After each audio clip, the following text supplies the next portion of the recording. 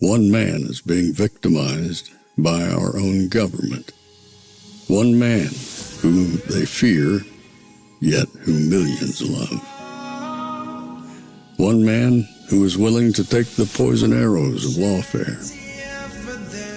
One man whose voice has been taken away by a corrupt judge operating in a corrupt system. One man who has been ridiculed and insulted. One man who refused to back down. One man who refused to back down. One man who refused to back down. One man who stands between us and them. One man that wants to see America protected again. One man who wants to see America prosper again. One man who understands that a man is a man and a woman is a woman. One man who understands and protects the blessing of life. One man who wants to restore American exceptionalism. One man who once again wants to make America that shining city on a hill for all to see. A place where all the people of the world glowingly set their eyes upon. America. One man who unashamedly wants to make America great again. That one man is Donald Trump.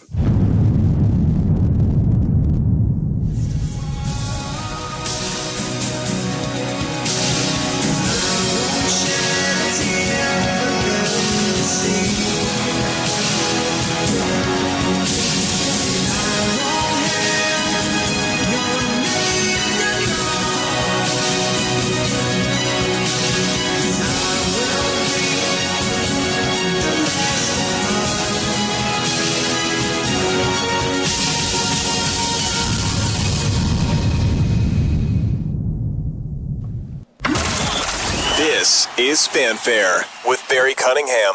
Well, I wasn't going to go on to like 3:45, but there's a couple breaking stories that I wanted to jump on. So let me get on these a little bit early today. Things are just going all crazy here. Looks as though Jimmy Kimmel will be back on the air tomorrow. It looks like Disney caved, and Jimmy Kimmel will be back on the air tomorrow. I'm confirmed. SB just sent me that information. They've been going nuts and complaining and everything else, but it appears as though they may put him back on the air as soon as tomorrow. Whatever. I don't care. Let me show you what else is going on that is of much greater importance than anything Jimmy Kimmel is going to be doing. And what I'm going to show you is probably going to underscore what I've been saying about Pam Bondi in terms of her winning. And then there's so many people who are complaining that she's not doing anything when all she is doing is absolutely winning. I want to show you this. This just came out about 10 minutes ago. 10 minutes ago. Supreme Court rules that Trump has the power to fire Biden FTC appointee Rebecca Slaughter. So if you're paying attention at this point, almost every single one of the cases that Pam Bondi's office has appealed to it above some district nut has been ruled in her favor. She's got to be something like 32-0, 33-0. It just keeps happening. Then another one SV sent me. Where's this one here? The Supreme Court has now said when they reconvene in October, they will now consider expanding President Trump's authority over so-called independent agencies and could overrule precedent that's been in place for 90 years. The era of independent agencies must come to a close. We have 3 branches and only 3.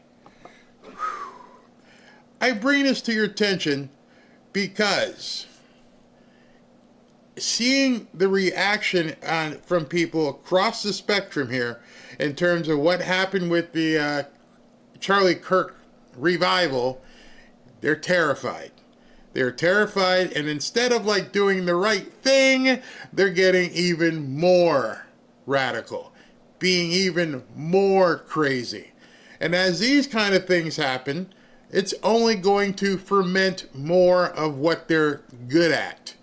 So I want you to be careful, because the little wins of Jimmy Kimmel going back on TV, if that's what's floating their boat, oh, good luck. Have at that. I don't care. I want to know that the Supreme Court and all the judicial aspect of the lawfare are being chopped down. I mean, absolutely chopped down. If you want a little victory of Jimmy Kimmel being on television that nobody watches, good luck. Have at it. SB sent me, it's not a post, but it's information. It says, breaking, ABC announces return of Jimmy Kimmel. This is confirmed. Disney-owned ABC has officially stated Jimmy Kimmel will resume airing on Tuesday, September 23rd, after a week-long suspension. So what? All they're going to do is continue to lose money. Nobody's watching. I don't care. I mean, if Jimmy Kimmel ran naked through the streets, I wouldn't care. None of it matters. This is just the most insane stuff ever, that they're rallying behind it. I'm going to show you some of this rallying stuff later. But him and what's the other one? The actress, Angelina Jolie, and 400 other entertainers. I don't care. I don't care. I don't care. I don't care. Not one bit, not even this much do I care about Jimmy Kimmel. That's it. Fine. Be done with him. Go ahead, lose money. I don't care. Doesn't really matter to me. What matters to me is that we're winning on the big stuff that counts. And that's what you guys have to really begin understanding. So I'm not really sure how long this is going to last. This could be quick. This could be something that goes on for a while with questions. I did put up a poll, and it's interesting. I asked, how many of you know somebody with autism? 73% of the people watching thus far have contributed to this poll, and 73% of the people have, or actually more people have contributed, but 73% of the people have said yes, they know somebody with autism. So this is going to be quite the big announcement. I personally, and I'm really trying to think, I've known people who had kids with autism, but I don't have anybody in my family who is stricken with autism, so I don't know much about the disease. I'm basically looking from the outside in here. This is just going to be pure reporting. I don't have an opinion. I am not even going to try to wager an opinion on this. I'm going to leave that up to you guys once this press conference starts or whatever it is. Because those of you who know somebody with autism, you know, I don't know, maybe you've been told how it came about, maybe you're told how it's been treated, but we're going to find out some things. And already the nuts are complaining. Here, this is from earlier. For more, we're joined now by Dr. Rfkjr, Dean of the Brown University School of Public Health. Dr. Jha was also the former White House COVID-19 response coordinator for the Biden administration. Dr. Jha, good to have you back in the Situation Room. Thanks very much for joining us. How should pregnant women view this announcement? Well, first of all, thanks for having me back. We haven't seen the announcement. We don't know what it's based on. There's been no transparency in this. My advice to pregnant women is talk to your doctor, talk to your family practitioner, talk to your obstetrician. Make decisions based on what your doctor is recommending and not necessarily what you're seeing coming out of Washington. So help us sift through the science here when it comes to Tylenol, pregnancy, and autism. There was that Swedish study showing that there wasn't causation, but then in August there was sort of a roundup of several studies that showed there could be a link. How do we make sense of this? Yeah, it's a great question. So let's talk about the science here. There were some. Wait. Got to stop here, bro. Got to stop you. You just said you don't know anything that's coming out. You just said that you were not privy to any of the information that's about to drop. So you can't really be talking about the science because you're doing it based upon an opinion that CNN had you come on and give, because you just admitted to everybody who sees this that I have no idea what they're going to bring out. I just know I'm against it because it's Trump. These studies suggestive that there might be a link.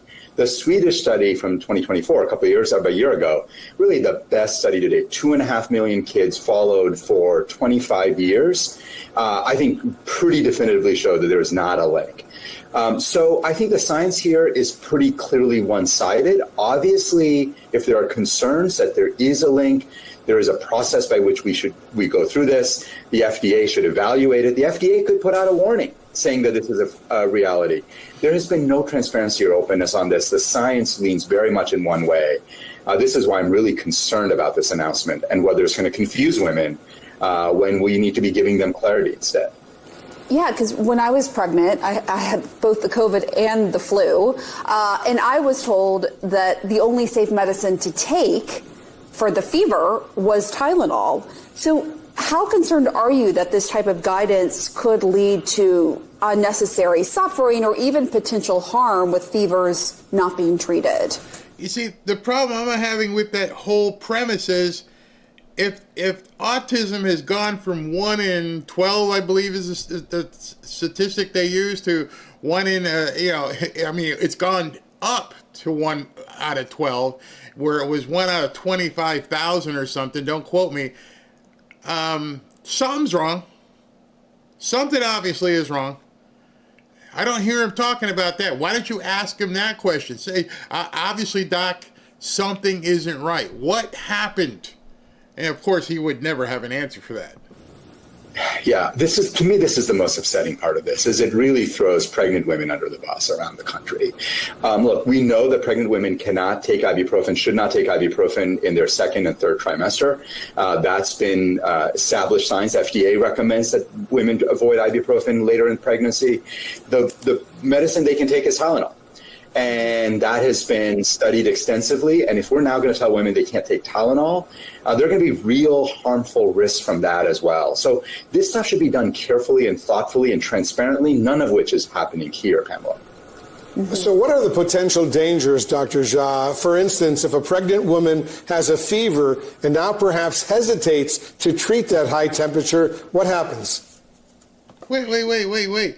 So you're assuming that they're not going to have an alternative, which is dangerous to be telling your audience. Instead of saying you're not going to be able to take Tylenol, but you're going to re-recommend this, instead, they're saying, hey, the women aren't going to be able to treat their fevers, which is not the case. In fact, let me just rewind it a second ago. They had a chart up here, 251. Okay, where is that? Where is that chart? Okay. So when you see that, and it specifically says, suggests whatever leucovorin is, suggests leucovorin as a potential treatment expected. I don't understand. What are you telling women, that they can't take it at all, or here's an alternative? Are there no other alternatives you can take if you have a fever?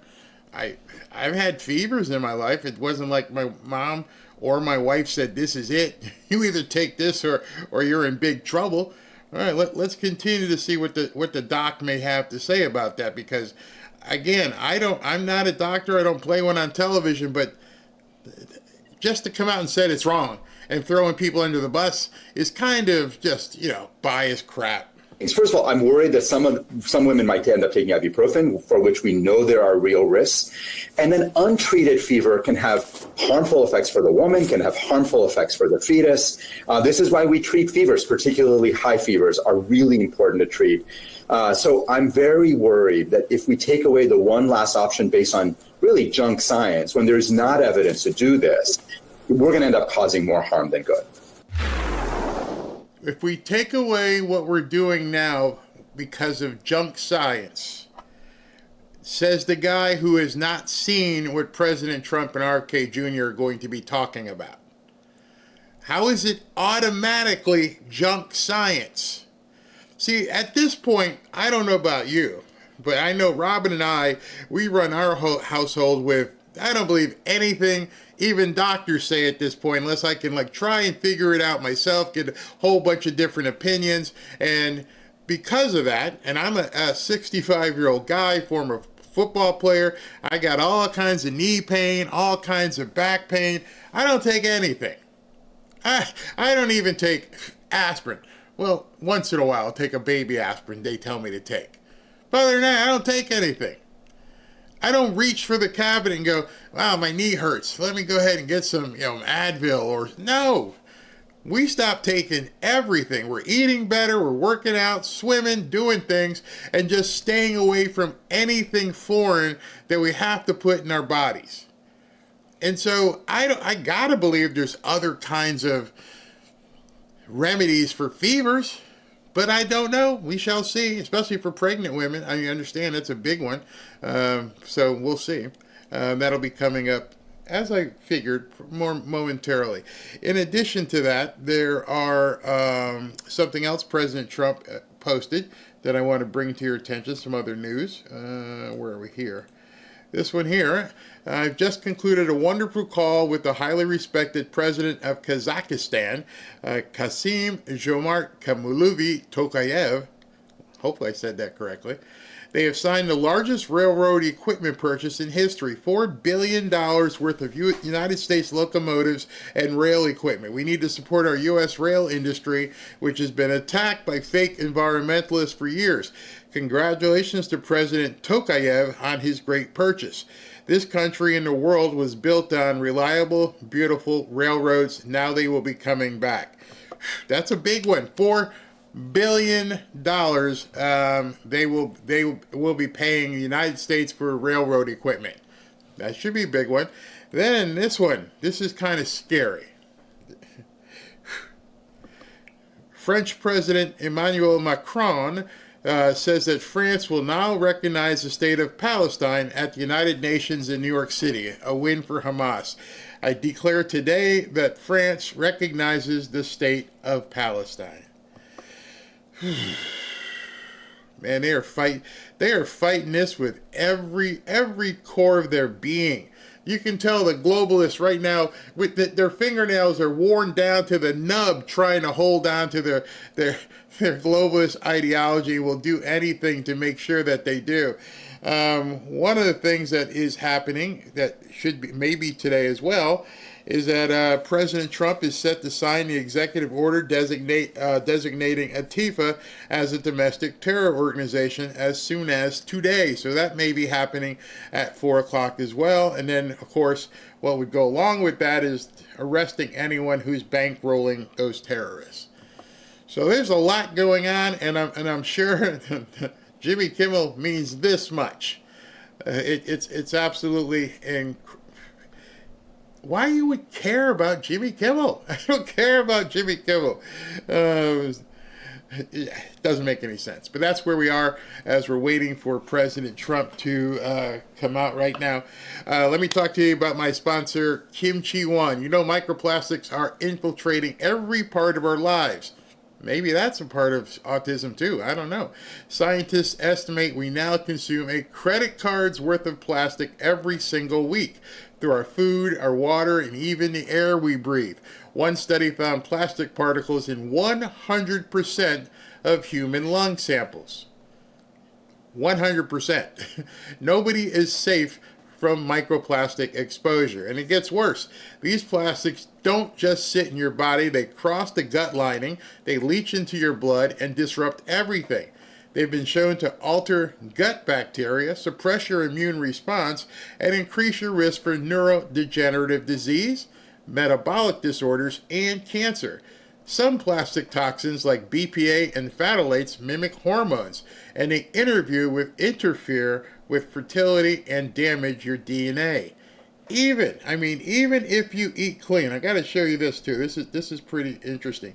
Even if you eat clean, you're still not going to be immune. So you got to avoid the packaged foods. Otherwise, you're still going to be exposed.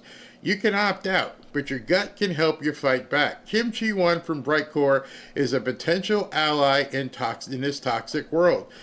Kimchi right now has something called BPA. It's packed with 900 probiotic strains unique to kimchi and proven to break down BPA, helping you detox from the inside out. It doesn't just support your digestion, it helps protect your cells, your brain, and your future. Your body was never designed to handle plastic, but your gut was designed to protect you. You have the right to give it the right tools, which we all should be doing. Today, you can get 25% off with the code Barry by clicking the link in the description, or as you see on the screen, mybrightcore.com/Barry, or even better deal, call my friends at Brightcore for up to 50% off your order and free shipping. Give them a call now at 888-418-6738. 888-418-6738. All right, so we're waiting for President Trump to come out with I would assume it's going to be Rfkjr Jr. at this point, but in the interim, let me tell you a little bit about what was going on today. But before I get to that, there's some new, if you believe in polls, there's some new numbers dropping that should really concern the Democrats. What do you think? Yeah, what are we seeing? Donald Trump being underwater, Democrats saying, oh, this guarantees us we're going to fly high in the midterms. Let me tell you, this guarantees you nothing, because at this particular point, the Democrats are the New Orleans Saints of political parties. What are we talking about? Trust the Dems or GOP more on the economy? Who leads on the economy? Republicans by 7. Immigration, Republicans by 13. How about crime, a big issue for Donald Trump and the Republicans? Look at that, lead by 22 points. So the bottom line is this. At this particular point, the ball may be on the ground, but the Democrats have not picked up the ball and running with it. If anything, at this particular point, it's the Republicans who are running with the ball on the top issues, the economy, immigration, and crime. Give some context on this. Compare this when Republicans last took the House. Yeah, let's compare it back to 2022. I think this kind of gives away the game right here, okay? The GOP is more trusted than the Dems on the economy. It was 12 points in 2022. Slight decline in that lead, but still 7 points. How about immigration? It was Republicans by 3 back in 2022. Look at this. The Republican lead's actually gone up by 10 points. What are you doing, Democrats? My goodness gracious. And on crime, the Republicans were up by 13, and now they're up by 22. The lead, again, expanding by nearly double digits. So whatever Democrats are doing, it ain't working, Kate. It ain't working. Republicans have the lead on all 3 issues. What's the reason that you are finding so far that's driving this? Yeah, I mean, look. I'll give you the reason. Democrats suck. That's the reason. People aren't stupid. They're not buying your crap anymore. That's the reason. It's very simple, Jimmy. All about the center of the electorate, right? You win with independents, you win overall. And what do we see right here among independents? Republicans still have a point lead on the economy. They got a 10-point lead on immigration. They got a 21-point lead on crime. The bottom line. Does anybody believe that the Republicans only have a 1-point lead on the economy? That makes absolutely no sense whatsoever. 1 point. Line is, when you look at these numbers, Democrats should call their offices, because at this particular point, even if Republicans, or even if the public doesn't like what Donald Trump is doing, they ain't necessarily liking what Democrats are doing, and it ain't just a referendum on one party. You actually have to go out and beat that party. At this particular point, Democrats are not able to beat Republicans. They still and again, this isn't as Donald Trump came into office. These are numbers from this month. These are numbers from September of 2025. We still find that the Republicans leading on all 3 of these issues. And of course, this economy will be the key. If Democrats are going to win, they're going to have to likely win on the economy. At this particular point among independents, you see that 1-point lead for Republicans. And overall, at least according to the Washington Post, they hold a 7-point lead on the economy overall as well. Okay. That sounded a little bit better. 7 points overall on the economy. You know, I give economic news all the time. I'm gonna talk to you guys about something after President Trump is done speaking. Looks like they have the podium up at this point. Give me a second. I'm going to take a break so I can configure and make sure the feed is ready.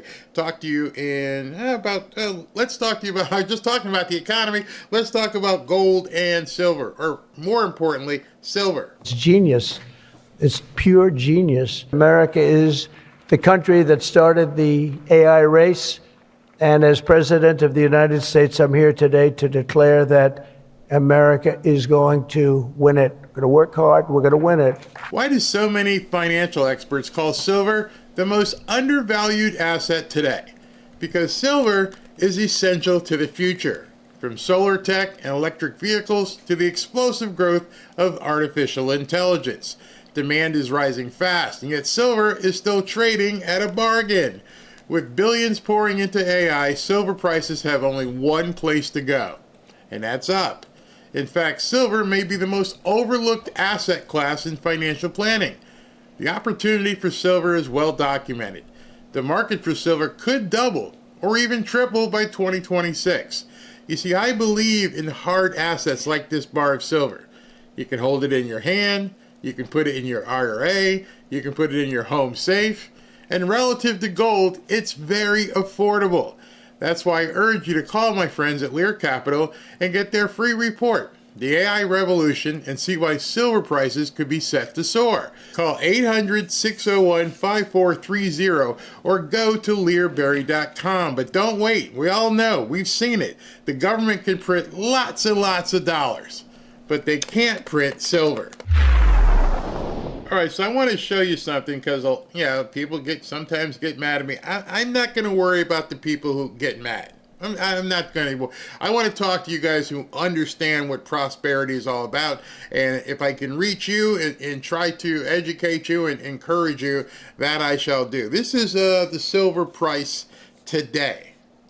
Silver is up today 3.3%. So you can do the math yourself. It's up 3.3% today. Over the last 5 days, it's up 3.0. Over the last 30 days, up 12%. Are you getting 12% in your CD monthly? That's 1 month. Over the last 6 months, silver's up 32, almost 33%. Over the year to date, since January 1st, bam, 48%. 48%. I don't know what to say. Here's what I'm saying. You guys should be watching this. Even if you're not in a position to actually buy silver, which is probably the cheapest investment, most economically viable. Gold is what? Let's see what gold is. Silver is at $44 an ounce. What do we got for gold today? Gold is flying. Gold is at $3,782 per ounce for 1 day. Over the last 5 days, we're at 1.7. Over the last month, 10.6. 25% in the last 6 months. Year to date, 41%. You don't have to be a very big economist or mathematician to see things going up 30 and 40%. The guy was just checking the microphone. 30-40% just this year so far. We're only in September. So some of you guys who bought early, you're doing well, and I don't think it's going to be too late for other people to get in. All right, so we're waiting for President Trump to come out. This is probably going to be one of those things where you're going to see on the 6 o'clock news a lot of people upset. I don't know much myself about autism. I am not going to presume or pretend as though I know. You guys know just from who you deal with in your family what's going on with that. All right, let's see here. My 5-year-old grandson has autism. I am all in with Kennedy. We want answers. See, that's it. It doesn't necessarily mean junk science. Give me some information. When the guy says, that other doctor I showed that was on CNN, and he was talking about some craziness about it's junk science, how do you know? How do we know the other science isn't junk science? I don't know how we determine that. We gave silver to our grandsons for gifts. Oh, great grandparents. I'm clueless on it too. Yeah, there's so many of us, me included, who are going to be watching this and going, all right, tell me so I know more. That's where I want to go scorch earth on Big Pharma. Yeah, exactly. I took a ton of Tylenol while I was pregnant with my son. Oh, wow. And he has autism. Wow. Interesting. Very interesting. Are they walking in? Not yet. When I purchased my silver, it was 24. So you've doubled your money. Way to go.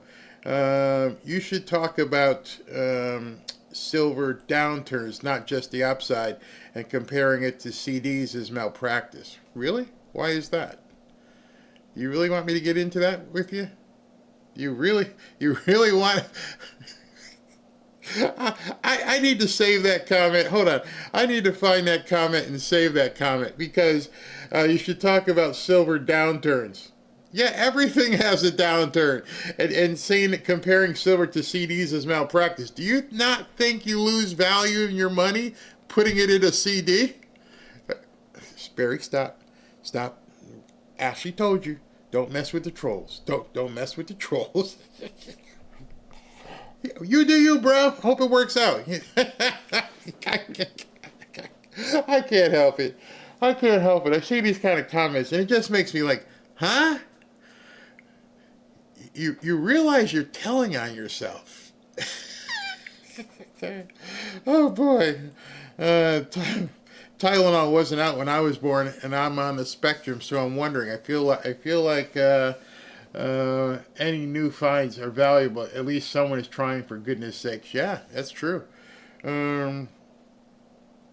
I am a grandfather with six grandkids on the spectrum. I want more factual information. Wow.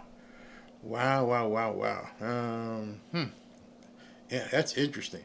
There was a time that a doctor told you to take no over-the-counter medicines. What changed? Money. See, my niece took Tylenol, and her 2 children have autism. It's one of those things where, again, I'm not a woman, and obviously I've never been pregnant and haven't decided to lop the junk off and take the plunge. But one of the things that's interesting is I'm married. I have 5 sisters, all of whom have had children. And my mom, and she had 4 kids. And this never came up when we were kids. When did this happen? I mean, when I say no, there is no one in my family from a young age who have encountered this. So I wonder when it all began. And I got plenty. I have a heavy female-based family. Like I said, I've got 5 sisters and the cousins and all of them, and no one. It's very interesting to me. Let's see. Could it be that simple? It's everywhere. Yeah, I understand it. No, you wouldn't. Okay, somebody said I'm 69 and I take Tylenol. Where'd that go? Oh, yeah. I still take Tylenol and I'm sick. I missed it. Could it be that simple? I missed it. But it said this wasn't about people older taking it. It was about prenatal. So that's going to be interesting. Dale says 1 in 10,000. And today, before 1960, my birth year, 1 in 10,000. Today 1 in 12. Something happened. I mean, the statistic that Dale just posted. Something had to have happened. If it was 1 in 10,000 in 1960, and today it's 1 in 12, that is a huge statistical anomaly. I mean, somebody explain it. If it's junk science that they're coming out with now, what happened in 1960? It began around late 60s when vaccines became more prominent. Wow. Interesting. I took Tylenol. My kids are okay, but my grandson has autism. Interesting. And like I said, I don't have any background in this. And I went back. I started looking, okay, my sisters, my aunts, my cousins, none. Yeah, I'm old, but I just, so maybe there's an asterisk there. Tylenol was never done anything for me. I ignored my doctors and used aspirin, later Aleve. Who owns Tylenol? Good question. Very good question. Very good question. Tylenol came out in 1955. Indie Mama says, yes, maybe a combination of things. Maybe the stuff they're spraying in the sky. I don't know. I really don't. Wonder if it's in the genetics. But if it was in the generics or genetics? Are you talking about generic forms of Tylenol? That could be. It was diagnosed as epilepsy back then. Somebody say. Was it okay? I didn't know that. I'm raising 2 children with autism. And then the other thing is the various scales of autism. I mean, I don't know if I'm using the right term, but I've seen some kids that are much better than.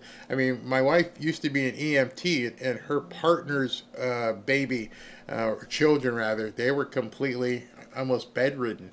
So it's crazy. It's very sensitive.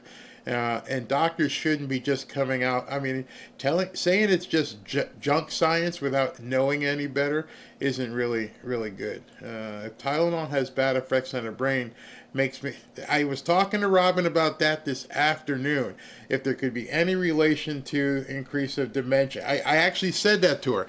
I said, I wonder if they're making any studies about that, because if it hurt kids, is it also hurting older people? And what I mean by that is, as you get older, whether you played football or not, things start hurting. Things start breaking down. You're like, my knees, that hurts, my wrist, my fingers from typing, elbows, all kinds of different ailment. SV and his buddies out there playing pickleball. He might like throw something. By the way, hold on. Let me pause for that real quick. I got to give my buddy some props here. Our boy SV is going under the knife tomorrow or Wednesday. He's going to get a knee replacement. So you guys keep SV in your prayers.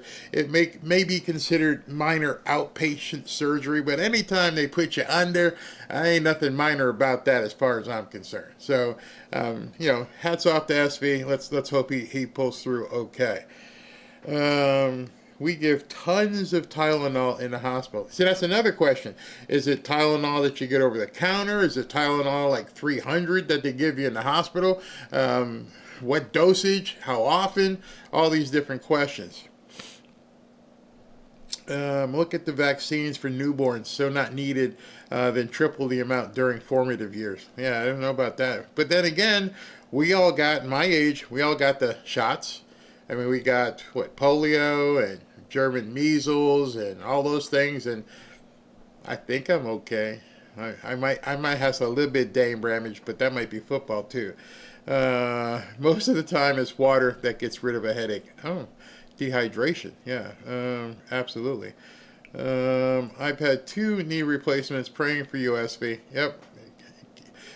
I asked him, I said, how long are you staying in the hospital? He said, nope, they're telling me to go home. Get up, get out of here.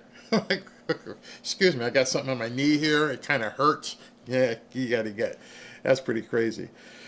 Yes, food has changed. I wonder if there's correlation with the food. All right, somebody says Johnson & Johnson owns Tylenol. Okay.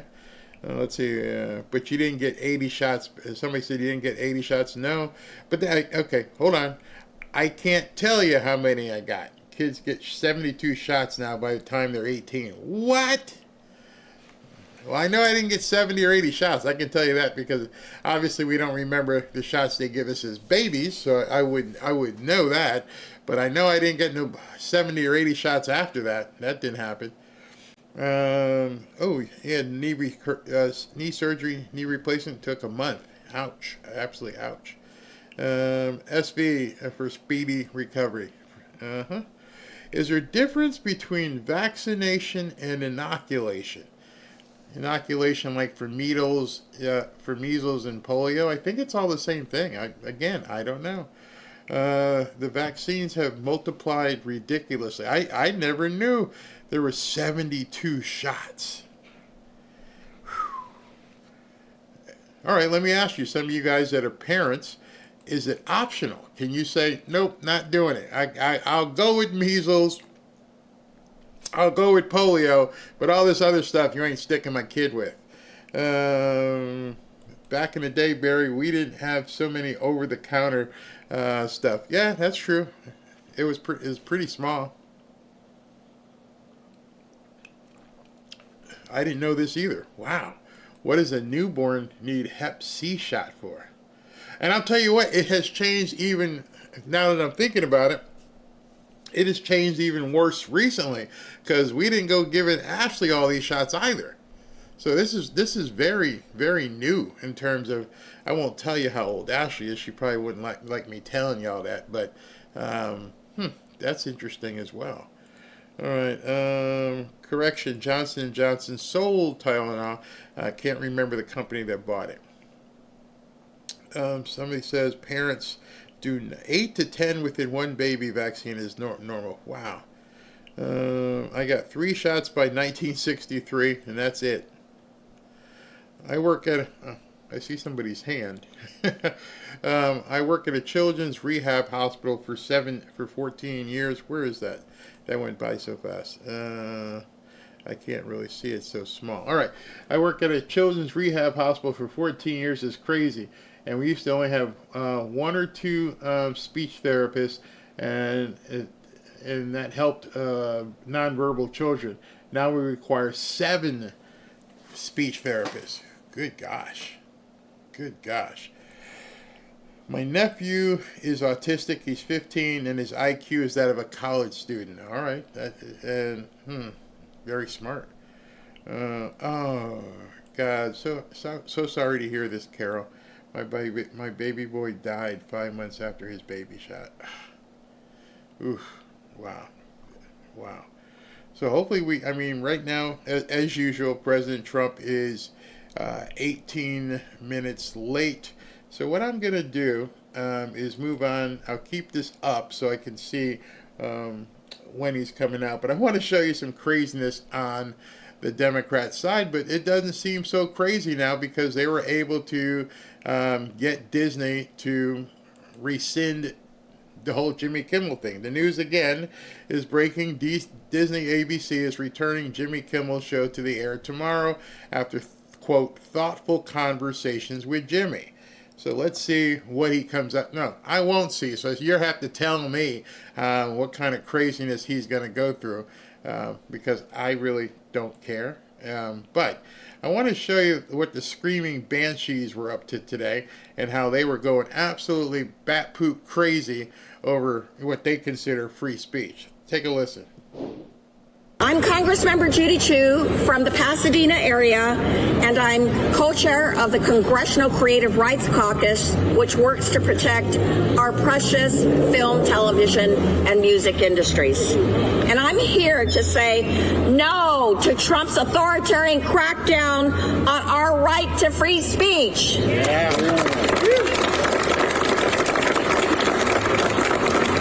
Now, let's be perfectly clear here.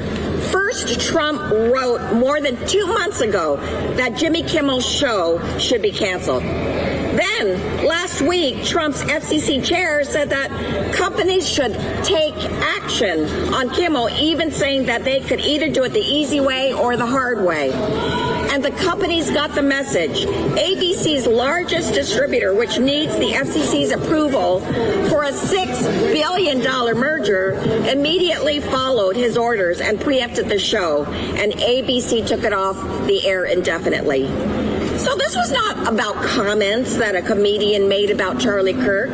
This is about a president leveraging the power of the federal government to silence his critics, a plan he's been open about for months. And now he's... So as you're listening to this, understand something.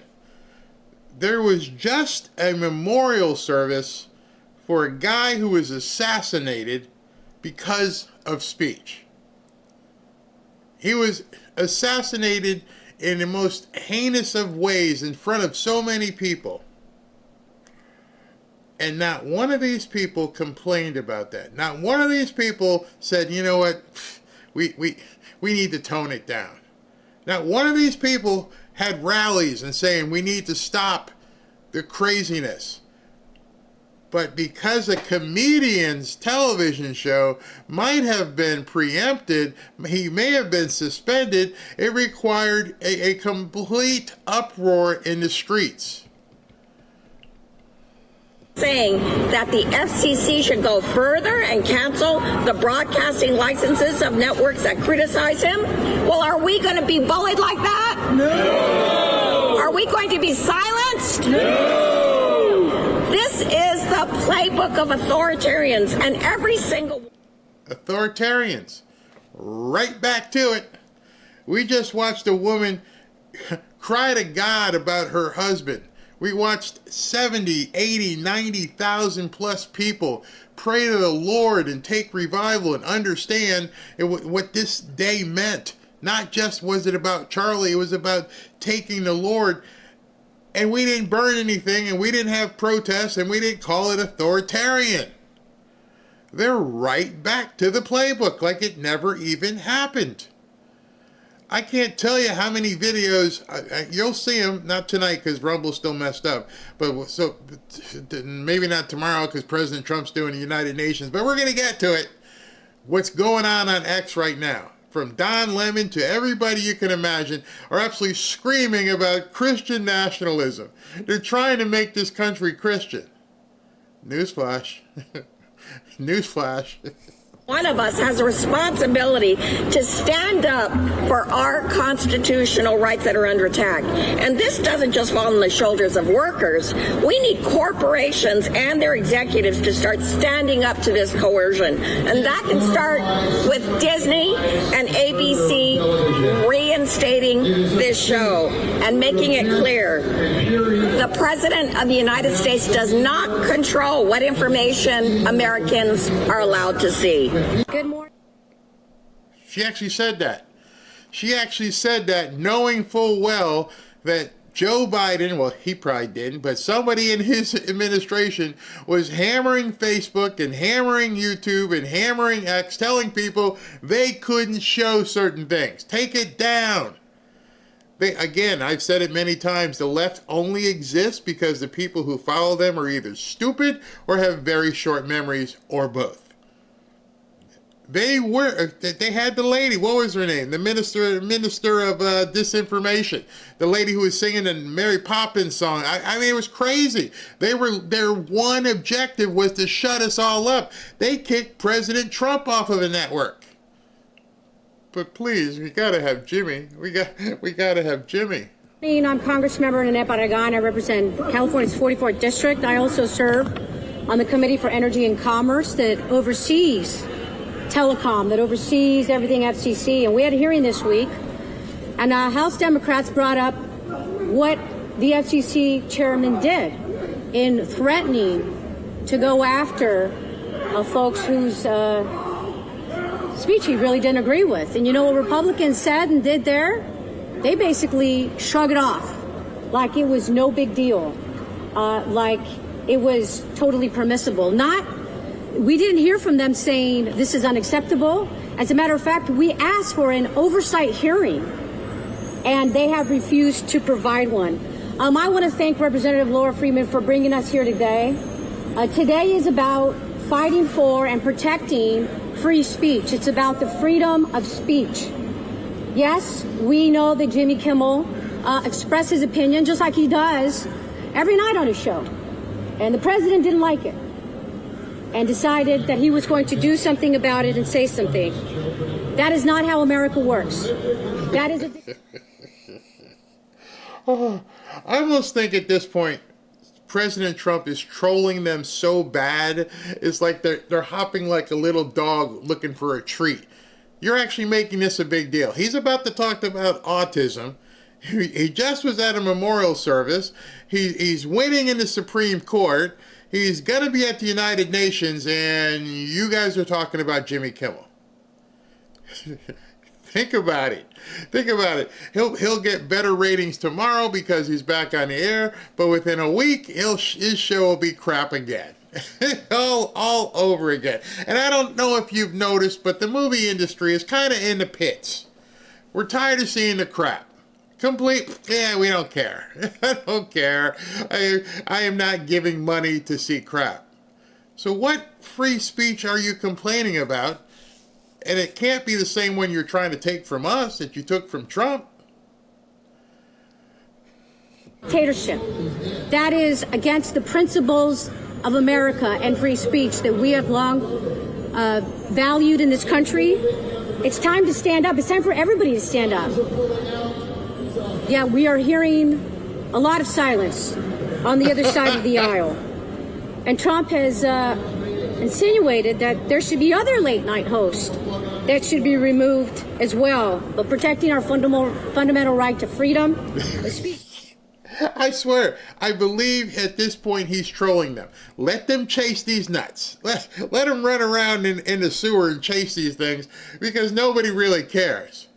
Yet we're watching the Supreme Court ruling after Supreme Court ruling. We're watching all this stuff happen, naming Antifa a terrorist organization, and you're out there in the streets complaining about Jimmy Kimmel.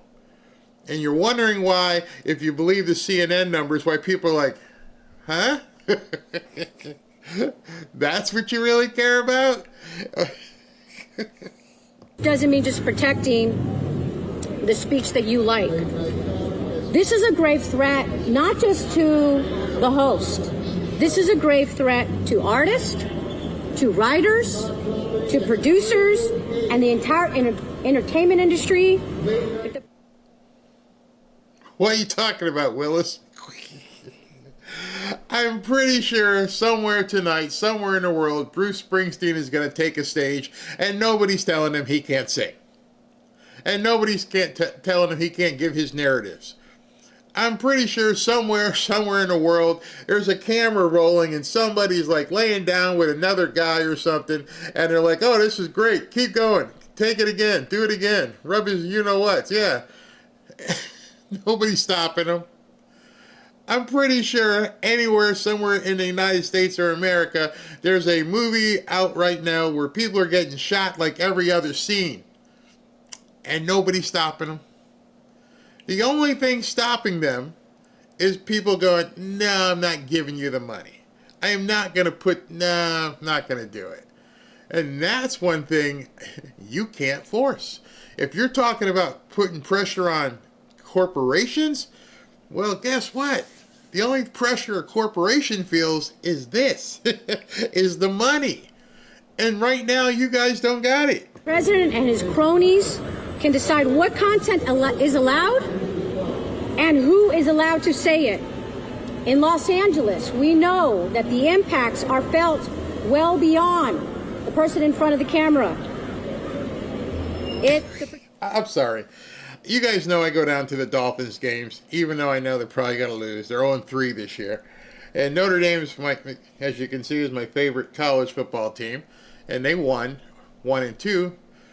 But the difference between the Dolphins and the Notre Dame, it couldn't be more stark.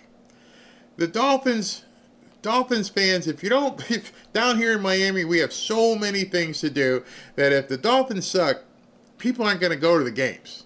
That's just it. They're not going to go. Notre Dame could go 0-10, and every single ticket for the next 10 years will still be already sold because people have a loyalty agreement with their colleges. You can't get a ticket to Notre Dame. They're sold out probably like for the next 15 years. I bring this up because it's money that makes that difference. It's not you people standing at a microphone. I almost wonder at this point, is it time for us to start standing in front of microphones?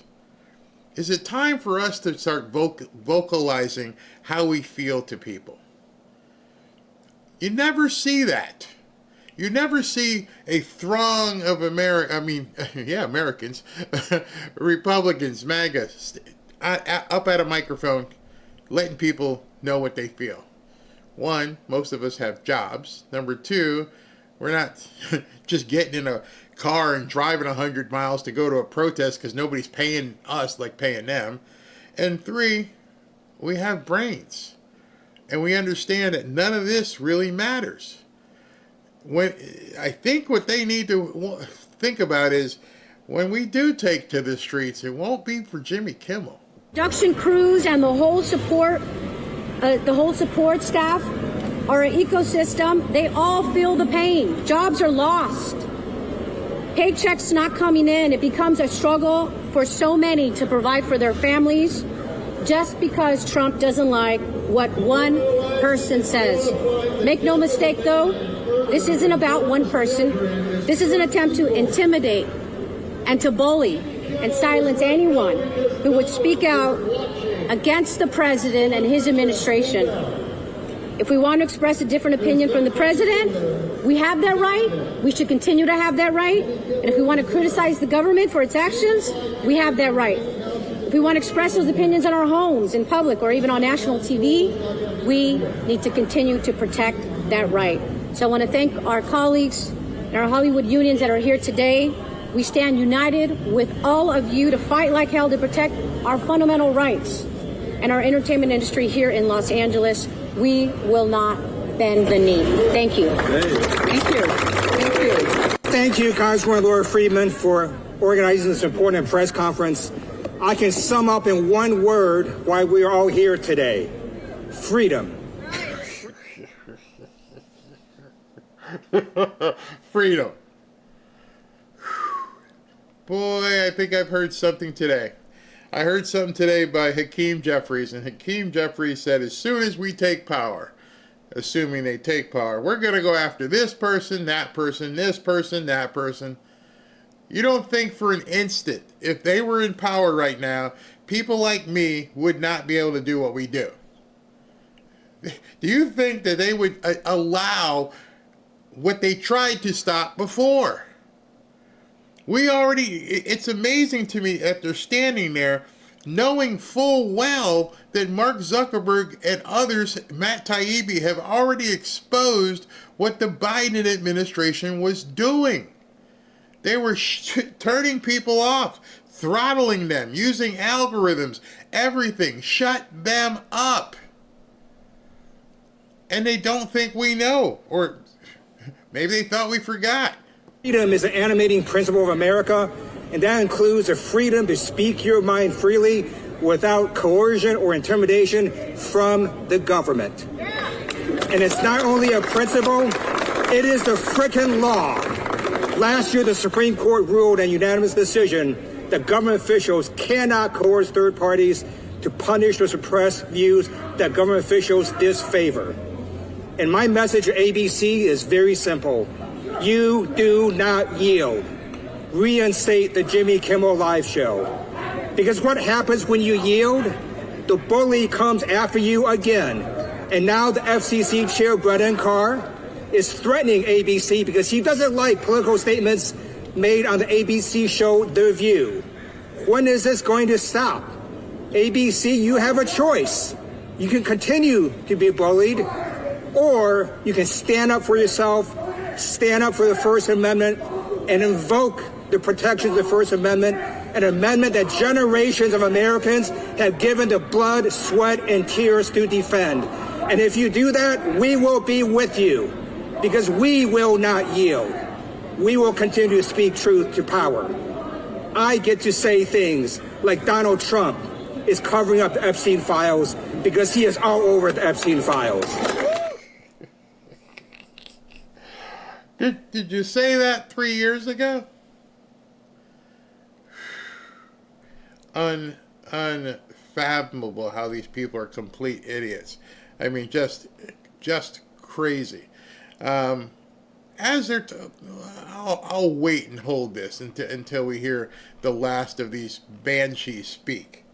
The White House board czar Tom Homan should be prosecuted for accepting $50,000 in a bag of cash and a bribe from undercover FBI agents. And the FCC chair, Brightcore, is a radical extremist abusing his authority. I and other Americans can speak our minds freely because we have the protections of the First Amendment, and ABC, so do you. Invoke the First Amendment, reinstate the Jimmy Kimmel Show, sue the FCC, and you will win. Thank you to Congressmember Friedman, the Congress members and labor leaders who are standing here strong, because we are not going back.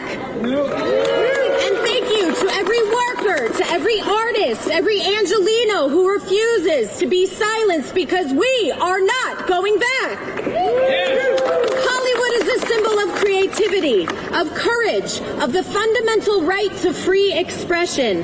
And when that symbol is attacked, when voices like Jimmy Kimmel, Stephen Colbert, and others who have been pushed off the air through FCC intimidation, through political threats, or network capitulation, it doesn't just threaten them, it threatens all of us. So to the FCC chairman, to Sinclair Media, we have a message for you.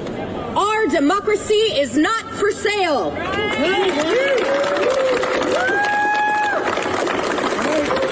It belongs to the people, and the people are standing right here refusing to be silenced. And I want to be very clear, this fight is not about one talk show or one network. This is about every single worker, every artist, every union member, every voice that deserves to be heard without bowing to the Trump administration. We know their playbook, whether it was the McCarthy era in this country or autocrats around the globe. They think fear will silence us. But we are... Somebody just sent me this, and I'm like, do I show it? Do I dare show it? Because those of you who haven't seen it are probably going like, Barry, you're making that up. Hey, Ted Lieu, is that...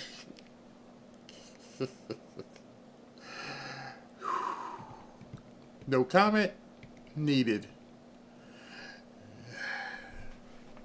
You know, we all know these people are quite weird. We all know that there's something just not right about them. And calling someone an authoritarian and extremist, those are the words that Ted Lieu just used. He called Brendan Carr and Trump extremist. And I don't know where you live, but most of the people I know would probably say, that's extremist. That is a severe behavioral disorder. Not trying to tell people they need to work within the confines of the law, but rather those who seek to find pleasure like that would be considered extreme. I don't know. I could be on an island here. I could be the one who is extreme, but... So when you're up there at the microphone calling other people extremist, understand what exists out here and the different things that people know before you start doing like this. Because that word you used has different connotations and can be taken different ways. And I don't know, maybe that is not extreme. Maybe where you come from, that's okay. Maybe where you come from, guys that crawl on roofs to shoot people who dress up like furries, they're shooting the extremist. They're not the extremist. That's what you're trying to tell people. Those of us who'd like to live by a certain criteria and want to do right, you want to shut us up. But if you crawl around on a roof dressed like a you-know-what, I guess that's okay, though. And no, that's not Photoshop. That's Ted Lieu, however you say his name. So please spare me the extremist stuff when you got that kind of stuff going on. And what the worst part about that is you agreed to pose for that picture. You thought there was nothing wrong with that. And that picture is a number of years old. I'm looking at it. It's January 2019. Little did we know that a few years later, they were going to populate the Biden administration with those non-extremist people. And for the last 5-6 years, you've done nothing but try to tell us to shut up. You have to accept this. You have to embrace this. And anything other than embracing this, we're going to make sure you know it's offensive.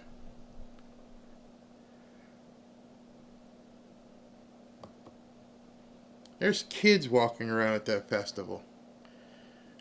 But we're the extremists. We're the ones who have the problem. I want you to remember that.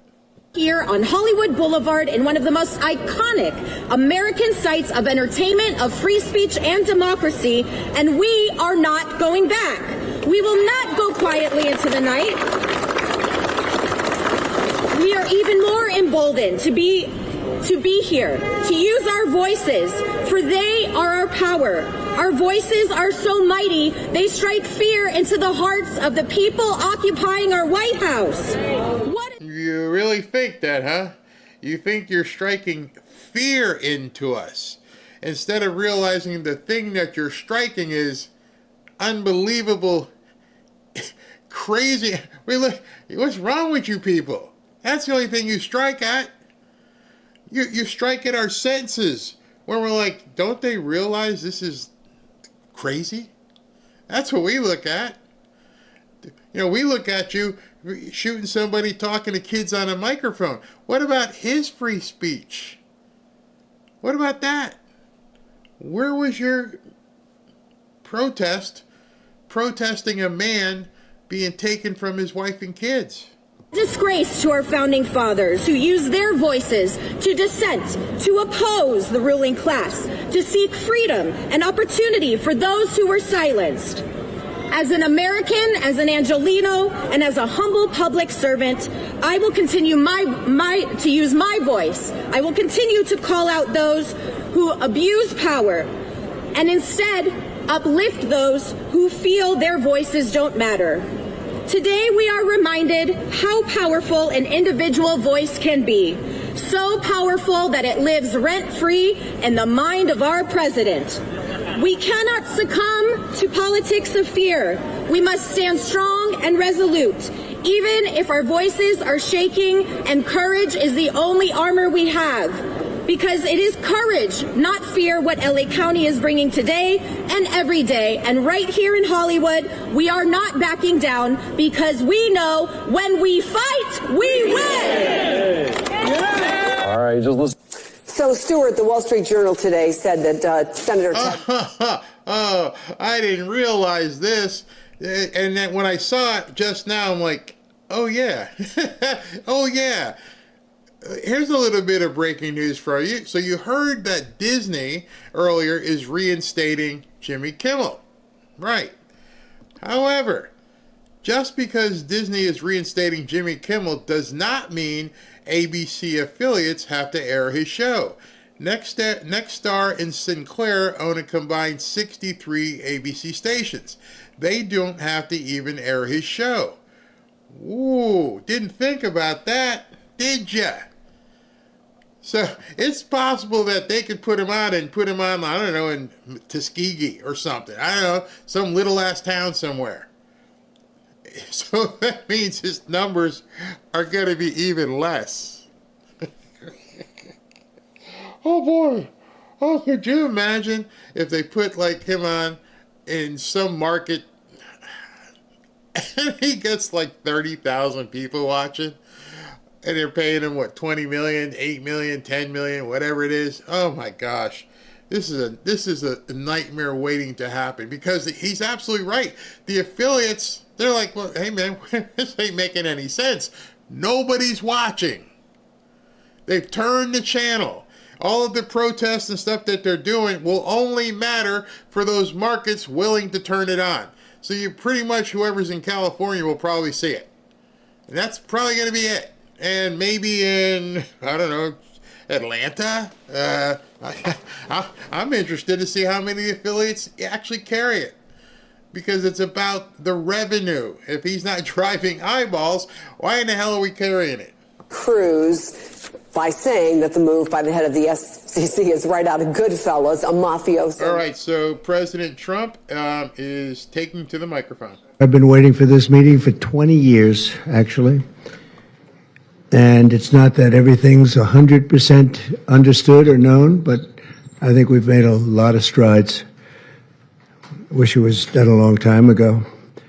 Today, we're delighted to be joined by America's top medical and public health professionals as we announce historic steps to confront the crisis of autism. Horrible, horrible crisis. I want to thank the man who brought this issue to the forefront of American politics along with me. And we actually met in my office, is it like 20 years ago, Bobby? It's probably 20 years ago in New York. I was a developer, as you probably heard, and I always had very strong feelings about autism and how it happened and where it came from.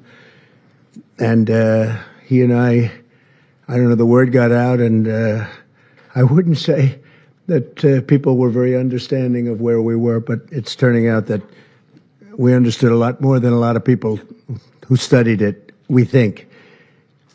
And I say we think because I don't think they were really letting the public know what they knew. Thanks as well to the director of the National Institute of Health, Dr. J. Bhattacharya, FDA Commissioner, Dr. Marty McCary. These are great people. Administrator of the Centers for Medicine and Medicaid Services, Dr. Mehmet Oz, and Acting Assistant Secretary of HHS, Dr. Dorothy Fink. So thank you all. Thank you, Dorothy, very much. The meteoric rise in autism is among the most alarming public health developments in history. There's never been anything like this.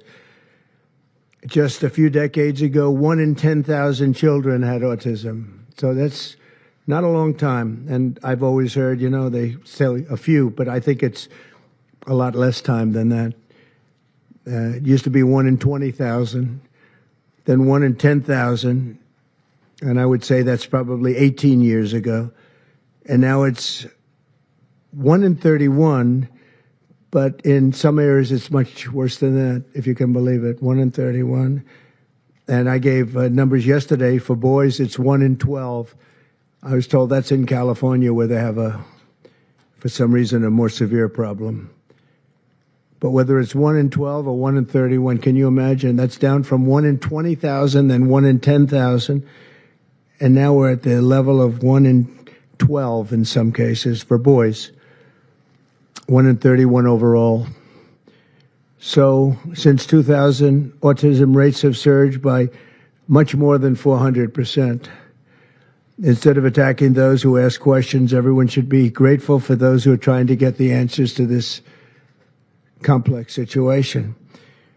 And the first day all of these great doctors behind me were there, I told them this is what we have to find out. Because when you go from 20,000 to 10,000, and then you go to 12, you know there's something artificial. They're taking something. And by the way, I think I can say that there are certain groups of people that don't take vaccines and don't take any pills that have no autism. That have no autism. Does that tell you something? That's currently, is that a correct statement, by the way? There are some studies that suggest that, yeah, with the Amish, for example. The Amish, yeah, virtually. I heard none. See, Bobby wants to be very careful with what he says, and he should, but I'm not so careful with what I say. But you have certain groups. The Amish, as an example, they have essentially no autism.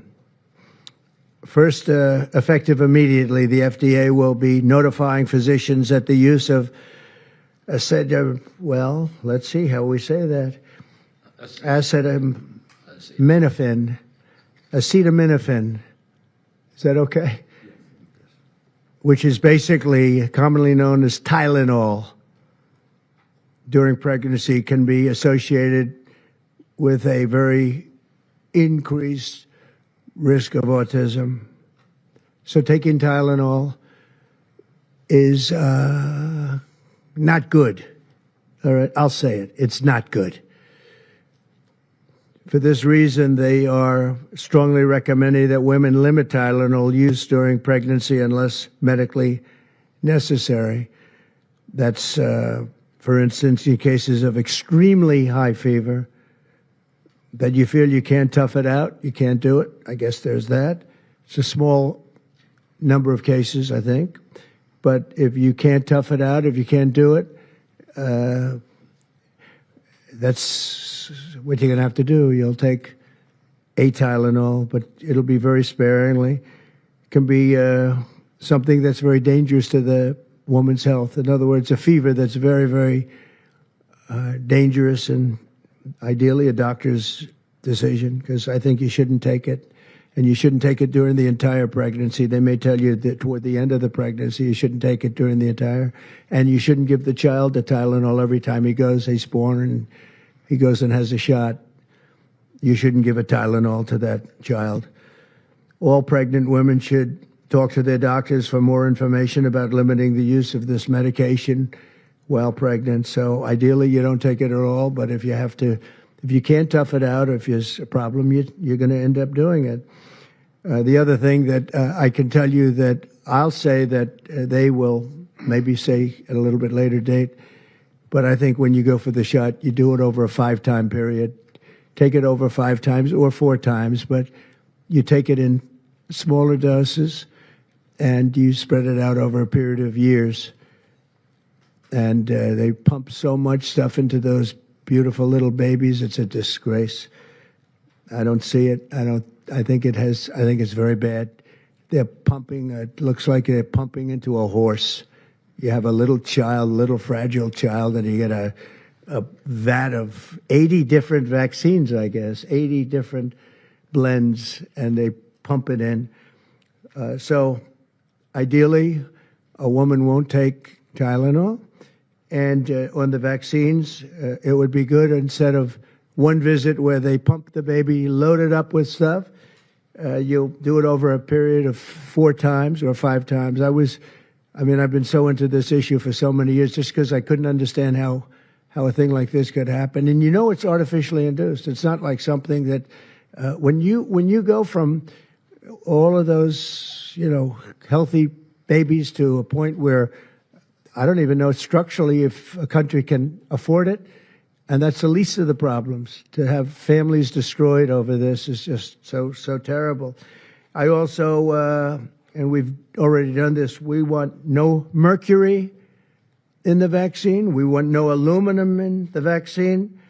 The MMR, I think, should be taken separately. This is based on what I feel, the mumps, measles, and all the 3 should be taken separately. And it seems to be that when you mix them, there could be a problem. So there's no downside in taking them separately. In fact, they think it's better, so let it be separate. The chicken pox is already separate, because when that got mixed in, I guess they made it for a while, it really was bad. So they make chicken pox. Individually, they're okay. When you mix them, something maybe happens. So there's no downside in doing it. It's not like, if you do it, bad things. No, it's only good side. And it may not have that much of an impact, but it may have a big impact. So let those be taken separately. And then hepatitis B is sexually transmitted. There's no reason to give a baby that's almost just born hepatitis B. So I would say wait till the baby is 12 years old and formed and take hepatitis B. And I think if you do those things, it's going to be a whole different, it's going to be a revolution in a positive sense in the country. The FDA will be updating the label of an existing drug to reflect potential benefits in reducing some autism symptoms. This gives hope to the many parents with autistic children that it may be possible to improve their lives. That's one of the things that I'm very, very happy about. This was mostly going to be on how not to have the child affected, but we've learned some pretty good things about certain elements of genius that can be given to a baby, and the baby can get better, and in some cases maybe substantially better. Not going to be easy, but be a lot easier if it didn't happen in the first place, as these great parents fully understand, right? They fully understand. I feel so terribly I have so many friends with autistic children. It's a tough situation. Finally, to help reach the ultimate goal of ending the autism fever, the NIH will be announcing 13 major grant awards from the Autism Data Science Initiatives. And to be honest with you, to me, that's the least important. It's not even a money thing at this point. There's so much money, but they have to do, and they have to move quickly. When the alternative is that nothing bad can happen, let's do it now. I was just saying to Bobby and the group, let's do it now. Nothing bad can happen. It can only good happen. But with Tylenol, don't take it. Don't take it. And if you can't live, if your fever is so bad, you have to take one because there's no alternative to that. Sadly, first question, what can you take instead? It's actually, there's not an alternative to that. And as you know, other of the medicines are absolutely proven bad. I mean, they've been proven bad with the aspirins and the Advils and others, right? And they've been proven bad. So I'd like to ask Bobby to get up to the podium and say a few words, and then Dr. Bhattacharya and Dr. McCary, Dr. Oz, Dr. Fink, followed by two incredible mothers that have experienced firsthand what this country is going through, what parts of the world are going through. And I will say there are parts of the world that don't take Tylenol. I mean, there's a rumor, and I don't know if it's so or not, that Cuba, they don't have Tylenol because they don't have the money for Tylenol, and they have virtually no autism, okay? Tell me about that one. And there are other parts of the world where they don't have Tylenol, where they don't have autism. That tells you a lot. And I want to say it right now. And, you know, the way I look at it, don't take it. Don't take it. There's no downside in not taking it. So I'd like to ask Bobby to come up and say a few words. I hope I didn't ruin his day, but that's the way I feel. I've been very strong on the subject for a long time. You know, life is common sense, too. And there's a lot of common sense in this, and I wish things like this were brought up, and this group has worked so hard on it, but I'd like to be a little bit more, a little speedier in the process of a recommendation, because there's no harm in going quicker. There's absolutely no harm. At worst, there's no harm. Thank you very much. Bobby, please. Thank you, Mr. President. To meet the President's challenge, I ordered HHS to launch an unprecedented all-agency effort to identify all causes of autism, including toxic and pharmaceutical exposures. At President Trump's urging, NIH, FDA, CDC, and CMS are turning over every stone to identify the etiology of the autism epidemic and how patients and parents can prevent and reverse this alarming trend. We have broken down the traditional silos that have long separated these agencies, and we have fast-tracked research and guidance. Historically, NIH has focused almost solely on politically safe and entirely fruitless research about the genetic drivers of autism. And that would be like studying the genetic drivers of lung cancer without looking at cigarettes. And that's what NIH has been doing for 20 years. As a result, we don't have an answer to this critical question, despite the cataclysmic impact of the epidemic on our nation's children. We are now replacing the institutional culture of politicized science and corruption with evidence-based medicine. NIH research teams are currently testing multiple hypotheses with no area off limits. We promise transparency as we uncover the potential causes and treatments, and we will notify the public regularly of our progress. Today, we are announcing two important findings from our autism work that are vital for parents to know as they make these decisions. First, HHS will act on acetaminophen. The FDA is responding to clinical and laboratory studies that suggest a potential association between acetaminophen use during pregnancy and adverse neurodevelopmental outcomes, including later diagnosis for ADHD and autism. Scientists have proposed biological mechanisms linking prenatal acetaminophen exposure to altered brain development. We have also evaluated the contrary studies that show no association. Today, the FDA will issue a physician's notice about the risk of acetaminophen during pregnancy and begin the process to initiate a safety label change. HHS will launch a nationwide public service campaign to inform families and protect public health.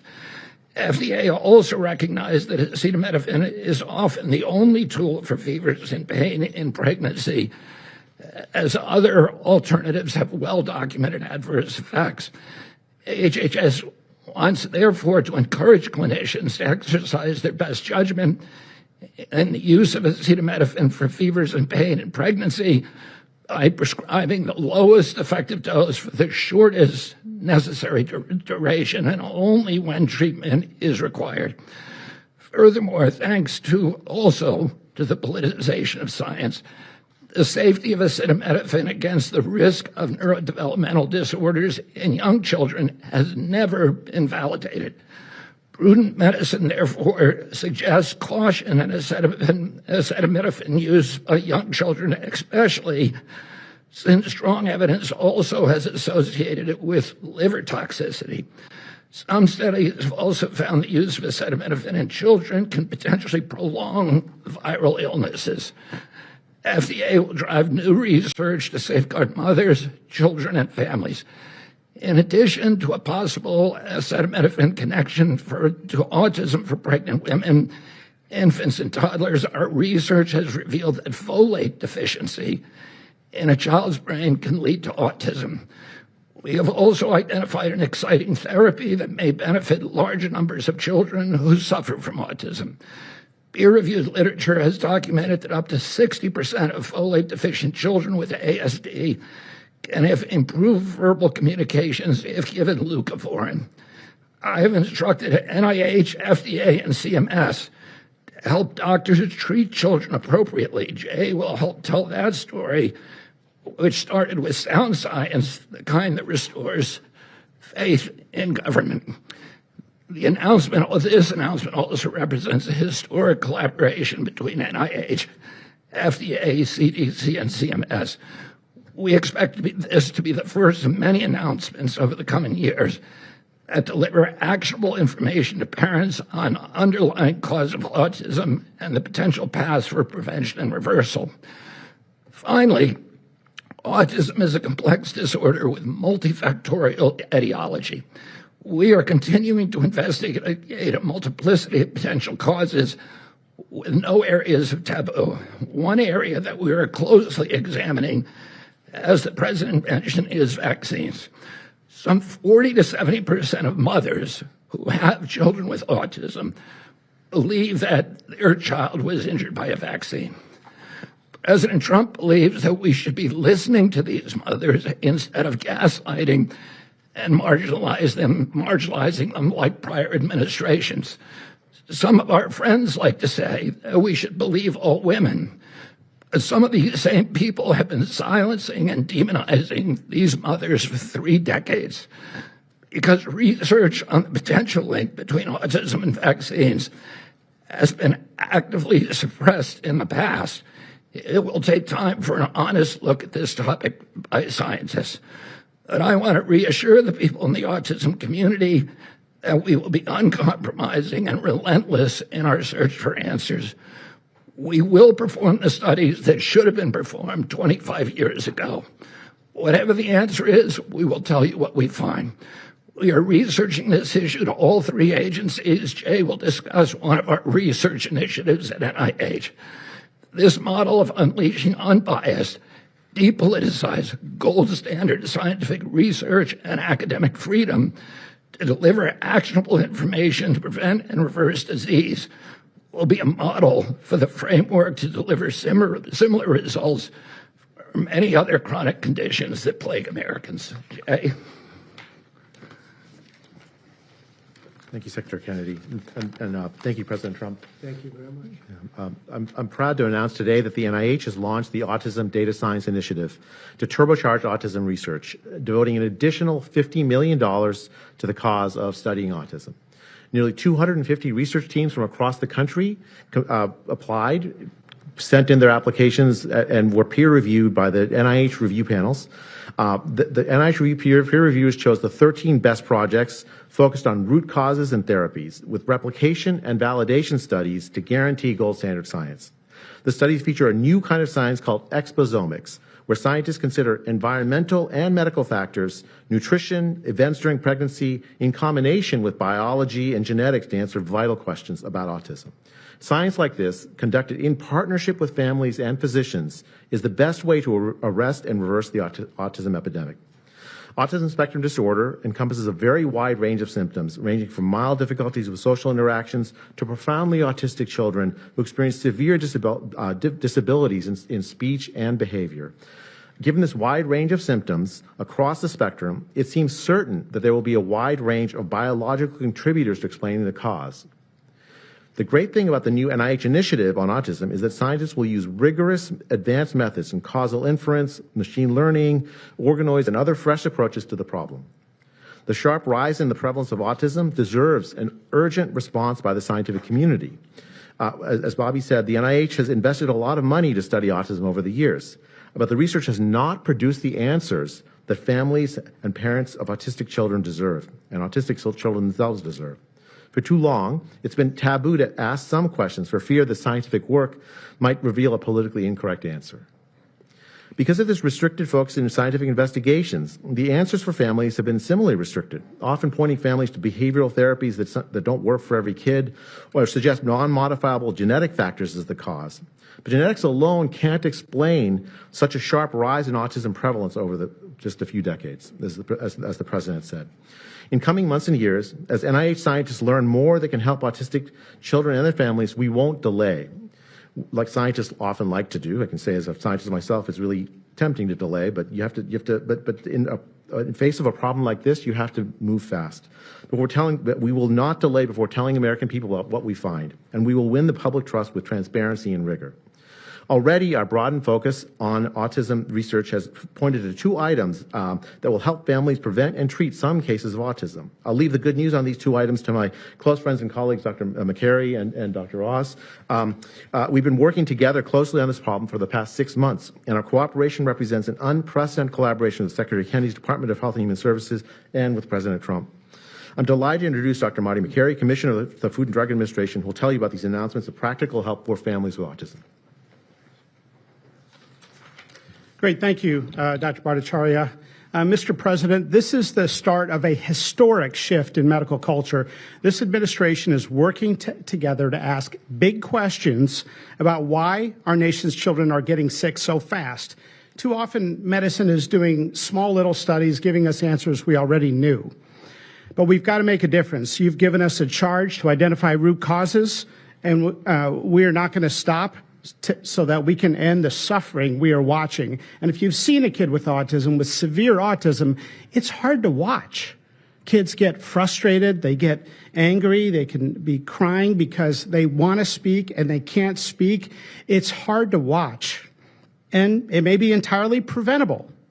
For an epidemiologist, that child is an expanding statistic. But for a child, it can be brutal to have autism. Today, the FDA is taking action to update the label on acetaminophen and sending a letter to all U.S. doctors letting them know about the risks in pregnancy. We now have data we cannot ignore. There's a very large study, the Boston Birth Cohort, with researchers that have, from Johns Hopkins, my former institution, and Boston University, found, quote unquote, consistent associations between acetaminophen in pregnancy and autism. And the Nurses' Health Study with researchers from Yale, Columbia, and Harvard looking at 9,000 kids found that acetaminophen use in pregnancy was associated with neurodevelopmental disorders. And 4 weeks ago, a Mount Sinai Harvard study reviewed all the existing literature and found the overwhelming body of evidence points to an association. Sure, you'll be able to find a study to the contrary. That's how science works. But to quote the dean of the Harvard School of Public Health, there is a causal relationship between prenatal acetaminophen use and neurodevelopmental disorders of ADHD and autism spectrum disorder. We cannot wait any longer.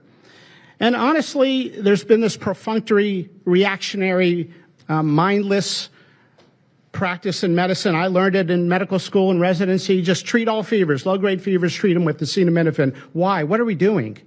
A study out of Hopkins actually showed that treating a fever can prolong the duration of illness in a young kid. Maybe that's because a fever is a body's natural way of ridding an infection. When my wife was pregnant and delivered our son a few months ago, they pushed her to take acetaminophen for a low-grade fever. She said no, and then they looked to me and I said, absolutely no. I'm also here to announce good news. Today, the FDA is filing a Federal Register notice to change the label on an exciting treatment called prescription leucovorin so that it can be available to children with autism. You know, autism may also be due to an autoimmune reaction to a folate receptor on the brain, not allowing that important vitamin to get into the brain cells. It's a fairly established, mature pathway. Again, we have a duty to let doctors and the public know we are going to change the label to make it available. Hundreds of thousands of kids, in my opinion, will benefit. One study found that with kids with autism and chronic folate deficiency, 2/3 of kids with autism symptoms had improvement, and some marked improvement. Mr. President, you told us to do what's medically right, to go bold, and not worry about the corporations and the lobbyists. So that's what we're here doing today. Thank you, Mr. President. Good. Thank you. Thanks, Marty. I think you all appreciate the passion in the president's voice. We've been hearing that since the inauguration. In fact, even before the inauguration, the president was upset about what he spoke to today. And so together with Secretary Kennedy, who's made it his life's work to address some of these challenges with autism, they challenged us.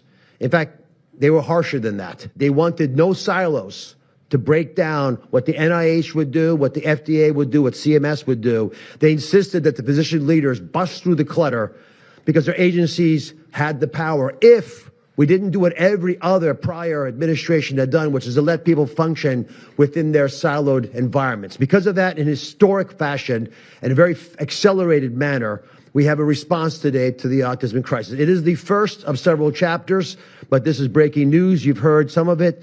The response to the autism crisis is going to continue to come to you under Secretary Kennedy's leadership, and the president wouldn't have it any other way. As you've heard, the FDA, based on NIH research, is approving prescription leucovorin for treatment of autistic children.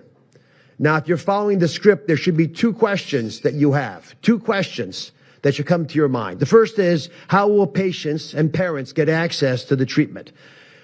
I'll tell you how. Over half of American children are covered by Medicaid and CHIP, government health insurance, over half.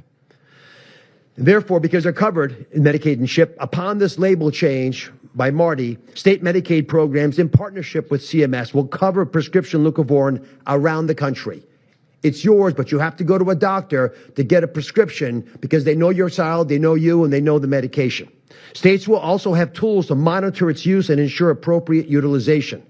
That's important for a bunch of reasons because we want the right kids getting the right prescription medications. We believe private insurance companies will rapidly follow our lead if they have not already done so. And again, to make sure that this is safe and effective treatment, you need a physician to prescribe the medication because it's on prescription. Second big question. How are we going to collect clinical data to answer the big questions that the president is asking and the secretary insists that we offer? CMS is also issuing guidance to convene states and existing research networks to support NIH and FDA in their research efforts of prescription leucovorin, while also maintaining the privacy of all patients, all health information of our beneficiaries. Collecting real-world data, which is what many of you have been asking us to do in the community, is fast. It is life-saving, and we'll get answers based on what happens over the next few months with this approach. The aggressive approach, and it is aggressive, demanded by the president and by the secretary, have already identified risk factors and opened the door for the first FDA-recognized treatment pathway for autism. It is the first of its kind, and it wouldn't have happened without the leadership of the president and the secretary. The fivefold increased prevalence of autism over the past 25 years demands a rapid response. The average clinician, researcher, we spoke to many, thought it would take 5 years to get this data. Parents are unwilling to wait 5 years. The president is unwilling to wait 5 years for these results. So the president and the secretary are acting today with this tri-agency move. The administration's bold actions investing in groundbreaking research follow the science. They restore trust, which has been lacking, and they will change the trajectory for millions of American families. Mr. President, God bless you for being brave. So let me introduce Dr. Fink, who's acting administrator, and after Dr. Fink, we've got some wonderful women, Jackie and Amanda. I know it's going to be tough, but if you can make some comments about this historic day, God bless you. Thank you, Mr. President, for this opportunity to speak with all of you today. As a pediatrician and mom, I'm here today to talk about what this announcement means for the millions of moms and dads who are faced with the choice of whether to take acetaminophen during pregnancy. It's hard to hear information that challenges the status quo. We are sharing this information not to confuse, but to empower parents to make the best choices when taking medications during pregnancy. We are all concerned about the rising rates of neurodevelopmental disorders, including autism.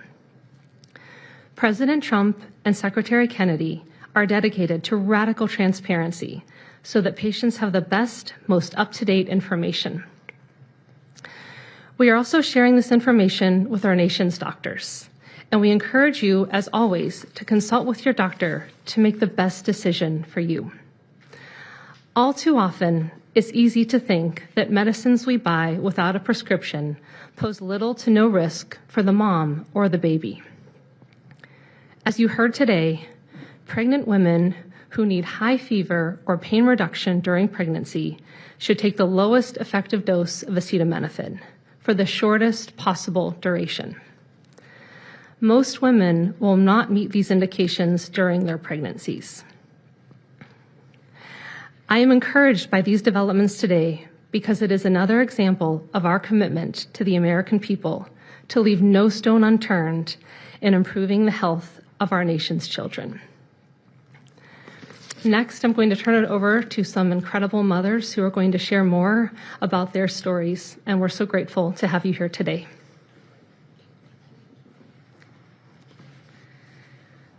Thank you. Thank you, Mr. President and team, for all your work. This is an historic day, and I'm thankful to be here.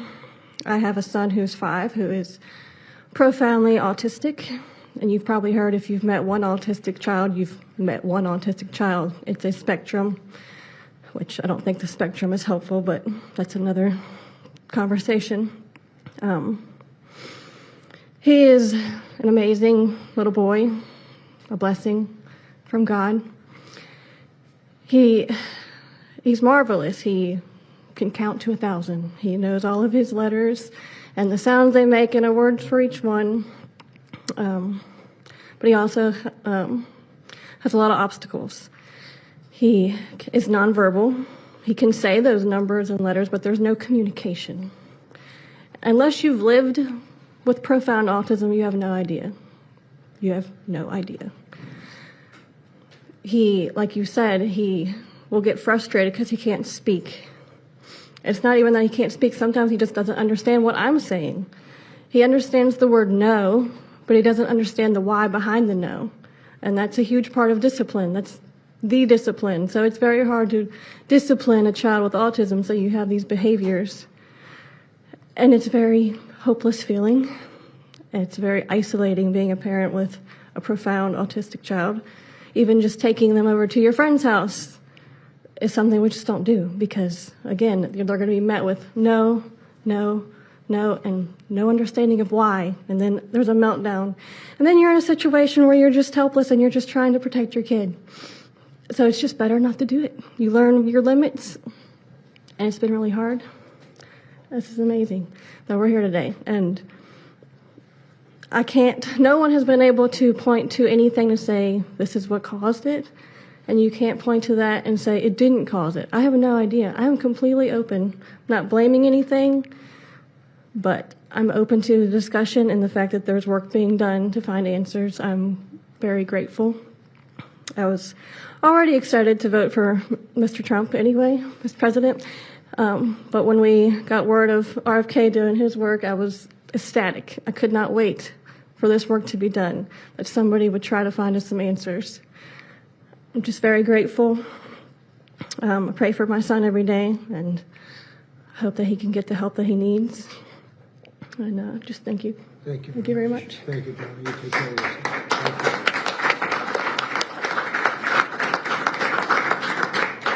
Hi, my name's Jackie. I'm also extremely grateful for the opportunity to be here and share my son's story. My son is Eddie. He's 11. He's on the opposite end of the spectrum from what Amanda just explained. He's considered high functioning. He was not always high functioning. He was nonverbal till the age 4. We've had quite a hard time to get to the place where we are today. I am just so grateful to President Trump and the entire administration for finally listening to moms who have been crying out for help, for answers for years. I've met so many other moms with children on the spectrum in the 9 years since my son's diagnosis, and they all have very similar stories. And they've all just wanted somebody to listen, to not ridicule them or look at them like they were the crazy people. It's hard when you don't have doctors that take the time to really listen and find out when the change happened and what change happened. And it's just, I've been praying for this day for 9 years, and I'm so thankful to God for bringing the administration into our lives. And I'm speechless. This day is a day I never thought would happen. I thought that we would never have an administration that was courageous enough to look into things that no prior administration had. So I'm just here to express my gratitude, and I am looking forward to what comes from this, and hopefully we just get more answers. So thank you. Thank you very much. So I just want to say acetaminophen is basically Tylenol, essentially, because I noticed that term is used throughout this conference. So it's essentially Tylenol. And I just recommend strongly that you don't use Tylenol unless it's absolutely necessary. I understand it's maybe 10% of the women that are pregnant are, would perhaps be forced to use it. And that would mean you just can't tough it out. No matter what you do, you can't tough it out. So that's up to you and your doctor. But there's a very strong recommendation, maybe stronger from me than from the group, because they're waiting for certain studies. I just want to say, I want to say it like it is. Don't take Tylenol. Don't take it. If you just can't, it's fight like hell not to take it. There may be a point where you have to, and that you have to work out with yourself. So don't take Tylenol. Other things that we recommend, or certainly I do anyway, is, and it's so important to me to see the doctor 4 times or 5 times for a vaccine. Don't let them pump your baby up with the largest pile of stuff you've ever seen in your life going into the delicate little body of a baby. Even if it's 2 years, 3 years, 4 years, you just break it up into, I would say 5, but let's say 4 visits to the doctor instead of 1. And certain things I think you should do. We've already taken out and are in the process of taking out mercury and aluminum now. You know what mercury is. You know what aluminum is. Who the hell wants that pumped into a body? And there were rumors about both of them for a long time. But we're having them taken out. We're having them taken out of the vaccines. Hepatitis B, again, that's sexually transmitted. And we think you should wait. I think you should wait till 12. I'm making these statements from me. I'm not making them from these doctors, because when they talk about, different results, different studies, I talk about a lot of common sense. And they have that too. They have that too, a lot. But I recommend the hepatitis B. Take it at 12. Sexually transmitted. You don't have to give it to the baby when the baby's 2 years old. And there are a lot of theories on that, but not when they're 12. Doesn't seem to be a problem at all.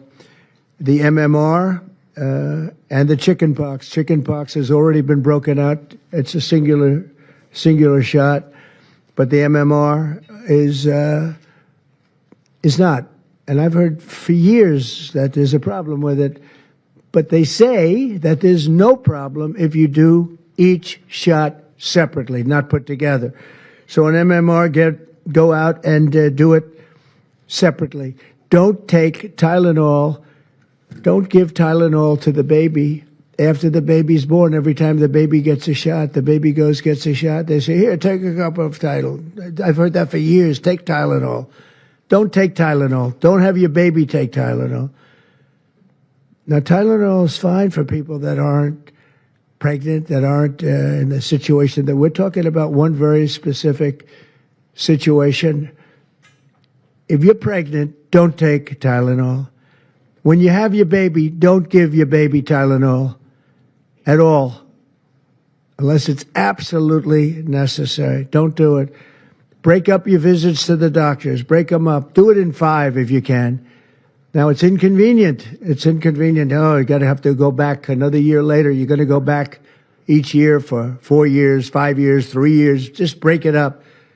Break it up, because it's too much liquid. Too many different things are going into that baby at too big a number. The size of this thing, when you look at it, it's like 80 different vaccines and beyond vaccines, and 80. Then you give that to a little kid. I mean, I can tell you that I had a woman who worked for me, a beautiful, wonderful woman, worked in Trump Tower, and she had the most perfect child. Beautiful. Just perfect.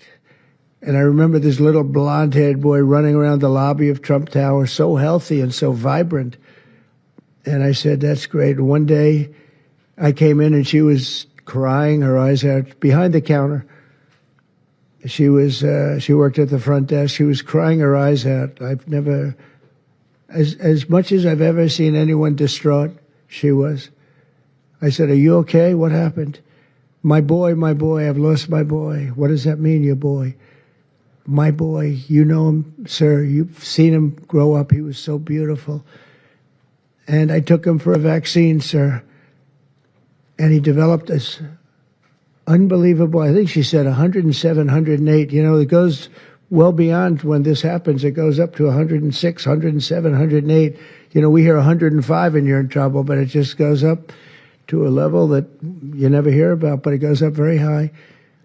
And it's fried. They get fried. She said, I took him, he developed an unbelievable temperature.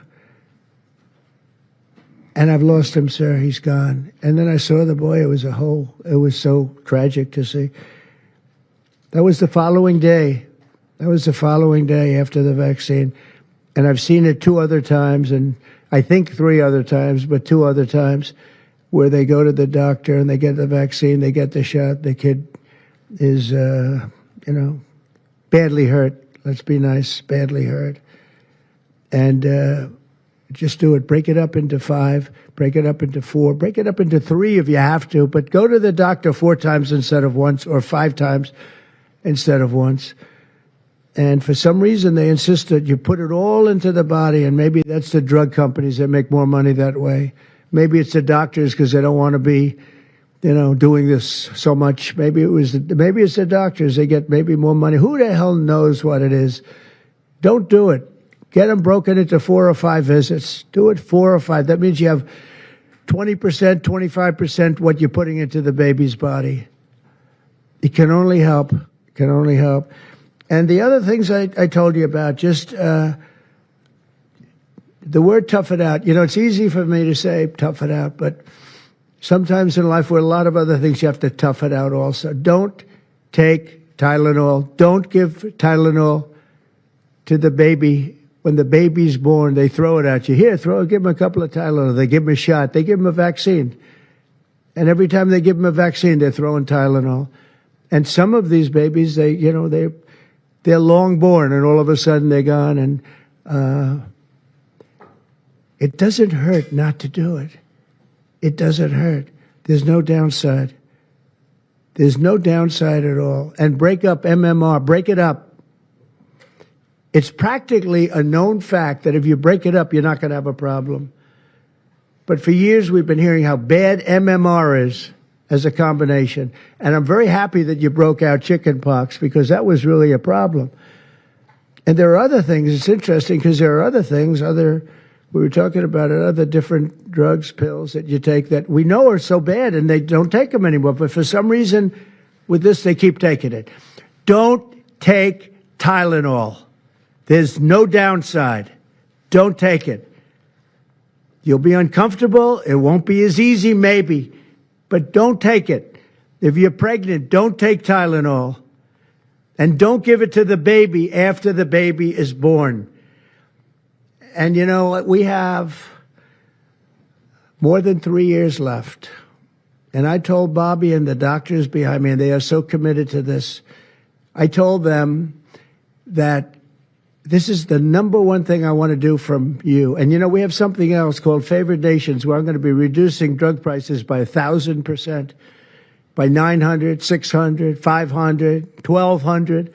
We're going to be reducing drug prices at levels never seen. It's called Favored Nations. We're going to be paying what right now, we're like the garbage can for the rest of the world, and we have been for forever. We pay much higher for drugs than the rest of the world. We subsidize the rest of the world. We're not doing that anymore. And that's a big thing. That's a big thing. That's bigger than anything. I told the story the other night that I was so proud in my first term that for the final year, drug prices went down 0.25%. And I was so proud. I said, why? I'm the first one to do it. I think it was 28 years, they said, where drug prices went down from the beginning of the term to the end. And I was so proud. I called a news conference. I said, you know, drug prices have gone down. First time it's happened in 28 years. You know what it was? 0.25%. I was so proud. Now we're going to have them go down from $100 a pill to $9 a pill, from $1,300 for a shot of like an Ozempic or I call it the fat pill or the fat drug. Sometimes it works, I guess, for people. The ones I've seen, it hasn't worked so well. I got a lot of friends, they're fat. They said, yeah, I lost some weight. I said, you don't look it to me. But they paid $1,300, $1,200, and they go to London and they pay $88. And they call me, they go, what's this all about? We're subsidizing the rest of the world stupidly because we have a lot of stupid people in this country running things. And how big is that? But to me, that's nothing compared to autism. I see that gorgeous boy. I have a big present for him in the back. You know, you bring him back. We're going to bring him into the Oval Office. I have the best present he's ever going to get, okay? A big one. I saved it for you, okay? Because I heard you were coming. Look how beautiful he is. So that's it. There's nothing much to say. Don't take Tylenol if you're pregnant, and don't give Tylenol to your child when he's born or she's born. Don't give it. Just don't give it. And we're going to have, I think, really, if you do all the things that I say, break it up. Just break it up. Break up the shots with the doctor. MMRs, as I told you, separate. Chickenpox already separate. You do these things. I'm telling you, I want to, when I leave office, I don't want to have, it's going to be the kind of number that we're hearing where it's 1 in 32 or 1 in 10, because I've heard 1 in 10 also. And in California, it's really bad. I want it to be, let's get it back to maybe 1 in 10,000 or 1 in 20,000 or maybe none in 20,000. And the only way you're going to do that, because this is artificially induced. This is induced by something. You don't go from 1 in 20,000 to 1 in 10,000, then to 1 in 10. That means you're taking something and something's wrong. And I feel very certain, and I know I'll be criticized. Someday they'll look back and they'll say, well, it wasn't, but I think it will. I think we're going to have a tremendous, this is the most important thing. There's nothing more important than me. We cured inflation that Biden gave us. He gave us so much inflation, the biggest ever in history. We got inflation done. We brought prices down. We gave you the largest tax cuts, all that stuff. It doesn't mean a thing compared to what we're doing today. This means everything. So we're going to save a lot of children from a tough life, really tough life. We're going to save a lot of parents from a tough life. Okay, how about a few questions? Let's just make it on this subject. This is so beyond as a subject that I'd rather not talk about, some nonsense on the economy. And I will say this The economy is unbelievable. The stock market just hit another record high and all that stuff. This means more to me. Yeah, please. Mr. President, I have one on your announcement, one on vaccines that's also related. Yes. Why do you think we haven't heard more previously about the tie to autism in acetaminophen? Nobody knows. I don't know. Not only that, when you say it, you get attacked. I was saying something similar, not as strongly, because now facts are on our side. But I was saying it with Bobby 20 years ago, and I was attacked. I said, whoa, what was that all about? I had no idea. You get attacked. I don't know. The medical community, the drug companies, doctors. I don't know what it is. All I want to do, I don't care. I don't care about being attacked. It doesn't matter to me. I believe that the numbers at the end of our term or shortly thereafter could be really phenomenal. I want it to go up just like it came down to this horrible level. 1 in 10, 1 in 12. I was told 1 in 10. I was told 1 in 12. Today I heard 1 in 31 if you add the girls and the boys together. It's crazy. And it was 1 in 10,000 and 1 in 20,000. It's not even sustainable for a country. You want to know the truth. And there are other places that don't have it. And they have things in common. And that's called medical research. Yeah, please. Mr. President, I'm curious as you look at the trend lines, yeah, how much of this is the causation of acetaminophen and how much is sort of better diagnosis, doctors, researchers having a better understanding of what is on the autism spectrum? Do you want to do that? Sure, go ahead, bro. That's one of the canards that has been promoted by the industry for many years, that it's changed diagnostic criteria, better recognition. But there's been study after study done of that completely debunks that. One of them by the Mind Institute at UC Davis, University of California. But also it's just common sense, because you're only seeing this in people who are under 50 years of age. If it were better recognition or diagnosis, you'd see it in 70-year-old men. I've never seen this happening in people my age. I've never seen a case of full-blown autism, and that means profound autism. I want to be very careful. Head banging, stimming, toe walking, nonverbal, non-toilet trained. I've never in my life seen a 70-year-old man who looks like that. You're only seeing it in the kids. It's an epidemic. Thank you, Mr. President. I was hoping that you could clear up confusion for moms and dads across America, many of whom voted for you. There's a statement that was put out by the American College of Obstetricians and Gynecologists, and in their statement, they write, acetaminophen remains a safe, trusted option for pain relief during pregnancy, and that's at odds with what you said and with what many of the experts say. How do you clear up this confusion? That's the establishment. They're funded by lots of different groups. And you know what? Maybe they're right. I don't think they are, because I don't think the facts bear it out at all. They're fighting for something that, in my opinion, they shouldn't be fighting for. But here's the thing. There's no downside to doing, other than a mother will have to, as I say, tough it out a little bit. There's no downside to doing this. It's not like, oh, if you do this, you're going to die. There's no downside. There's no downside to going over a 4-year or a 5-year period or a 3-year period, or even if you space them out for 6 months, you space it out. There's no downside. And that's why I will say the gentleman behind me, they have very strong views, and they feel that we're right, but they'll have more research done over the next 2 months. I said, well, 2 months is a long time. A lot of people can be saved, and there's no downside to doing it. Everything I said, there's no downside to doing it. It can only be good. And I think you're going to see very good results. That's establishment stuff, and we've been reading that about a lot of things for years. And you know what's happened? We've gone from 1 in 20,000 to 1 in 10,000 to 1 in 32 to 1 in 10. Think of it. 1 in 10 or 12 or 1 in 31. Think of it. 1 in 31 people, young kids, get autism. What is it, Jeff? My question is about leucovorin.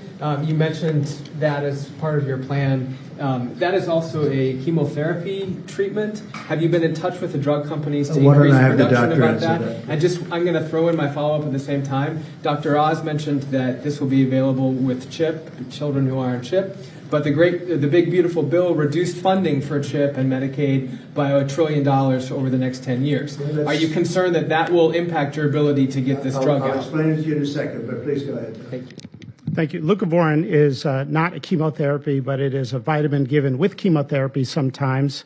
And the idea here is that the folic acid receptor in the brain is blocked by some antibody response. It might be 20, 40, 50% of kids with autism. And leucovorin will bypass that blocked receptor. And that's why so many doctors are probably seeing so much clinical improvement on kids with leucovorin. So are you going to increase production? Yeah, we've been in touch with the companies, and they are prepared to ramp up production. And we actually talked to them about a month ago. And on your second part of your nasty question, the number is that the great big beautiful bill, which is the greatest, I think one of the best things ever passed in the history, with the tax cuts and regulation cuts and all of the things it does, no tax on tips, no tax on Social Security, no tax on overtime, all of it does. It also gives $200 million, as just explained by Dr. Oz, and I'd like you to explain that to exactly what you're saying. The Big Beautiful Bill actually increases Medicaid spending projected over the next 10 years by $200 billion. There's also a $50 billion rural health transformation fund, which will allow a lot of these programs to get in the rural parts of the country that the president and Congress are handing to governors to start distributing. Those grants have already gone out. The money will be allocated by the end of this calendar year. And I want to point out that the ability of NIH to do research that feeds and hands the ball to the FDA, which then can change labeling to allow Medicaid programs in states to fund this program, will ensure that the things that President Trump and Secretary Kennedy desire are financially affordable for the families around America. You mentioned CHIP, sir. That's why I asked that question. You mentioned that CHIP would fund this for children. But most of the kids are on Medicaid, probably 43% on Medicaid, another 8-10% on CHIP. And all the programs in general are being evaluated. Most of what the One Big Beautiful Bill was seeking to do was to remove fraud, waste, and abuse. But the programs themselves should stay financially intact for the people for whom they were designed, and in this case, for children.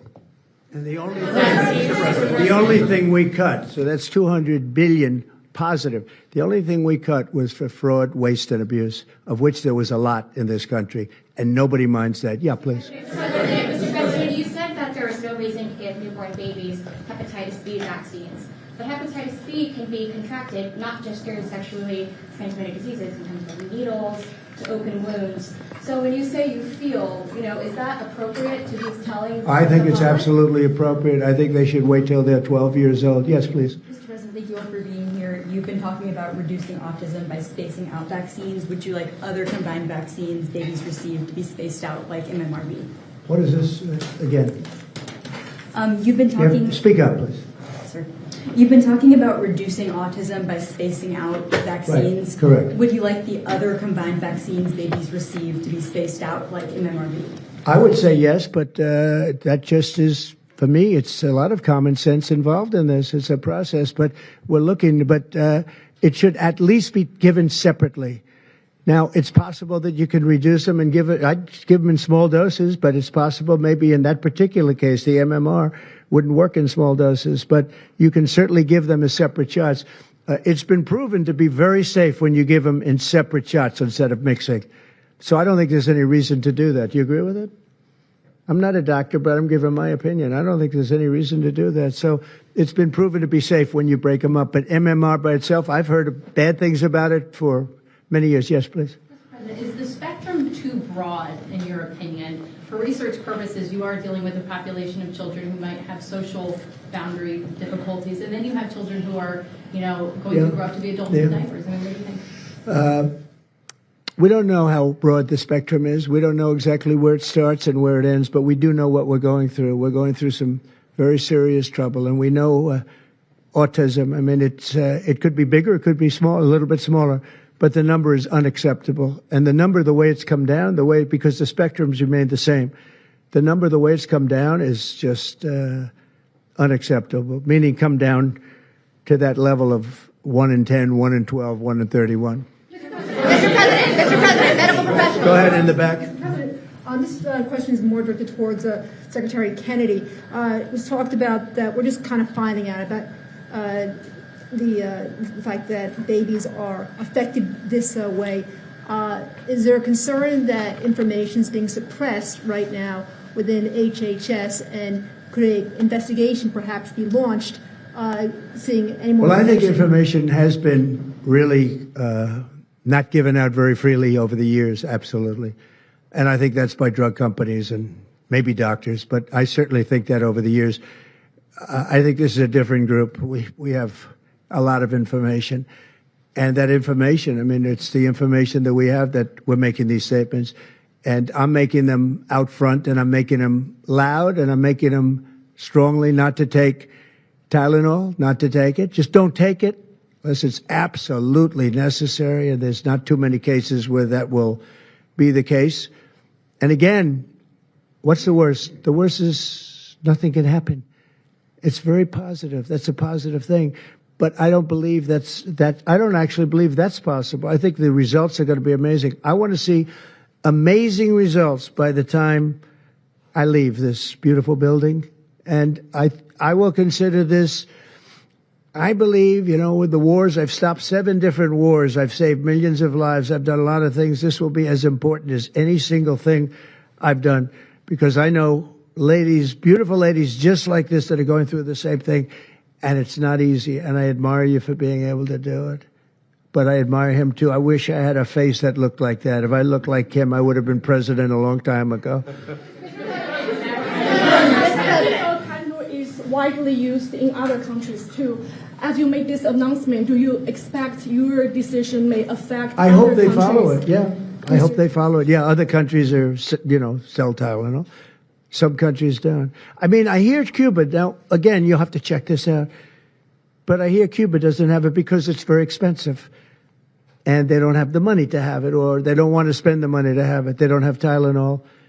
And I hear they have essentially no autism. So you'll have to check it out. Yeah, Brian. Medical professionals have warned for decades. I said, not you. You're CNN. You're fake news. Go ahead, Brian. Thank you, Mr. President. I want to go back to the Amish community, if I can, just for a second. I recently saw a man from Minnesota, an Amish man from Minnesota, on a podcast, and the host asked him what the rates were for like ADHD and autism, and he had no idea about ADHD, didn't know that it existed, and certainly didn't know of any cases. What are they doing? It doesn't exist with the Amish community, and they don't take all of this junk. It doesn't exist. That tells you, doesn't that tell you? That's like, that's like certain countries where it doesn't exist and they don't take it. Would you like to make a comment about that, Mark? The Amish population, a very mixed group. So there's a subset that take vaccines, a subset that does not. And we know they have very low rates of chronic disease all across the board. Please. Thank you, Mr. President. Should the establishment media show at least some openness to, trying to figure out what the causes of autism are? I wish they would, yeah. And why are they so closed-minded? Well, look, it's not only the media, in all fairness, it's some people. When you talk about vaccines, they go crazy. And, I'm a big supporter of vaccines. I got a certain vaccine approved in 9 months that would have taken from 5 to 12 years. I'm very proud of it. A lot of people think it was one of the greatest things I've done, and some people think, mostly Republicans, actually. I'll tell you, the Democrats think they think Operation Warp Speed was one of the greatest things any president has done, any president. It's, we're very proud of what happened. We got hit with something that came from a place that shouldn't have happened, but it did happen. Those things take place, and you're very unpleasantly surprised. But no, I'm a big believer in vaccines. The polio vaccine, big believer in vaccines. I know Bobby and you guys have it out a little bit, but he's a believer in vaccines too. But I've seen how great vaccines can be, how incredible they can be. So I'm a believer. Yeah. Sir. Yeah, please. Your comments made about MMR and hepatitis B, I know you said those were your suggestions, but have you spoken with Secretary Kennedy about actually making those changes? I have, yeah, I have. I've spoken to all the doctors about it, and doctors that are not here right now. I've spoken to many doctors about everything we're talking about. And, the Tylenol has started to be spoken of over the last period of time, but we've been doing the research. A lot of what they've been speaking about comes from right here by research done by these people. And I just say it again, don't take Tylenol. Don't take it. And don't give it to your child after your child is born. And do all those other things, little things, just spread out your visits, et cetera, on the vaccine. And I want to thank everybody. This is a very important day. Thank you very much.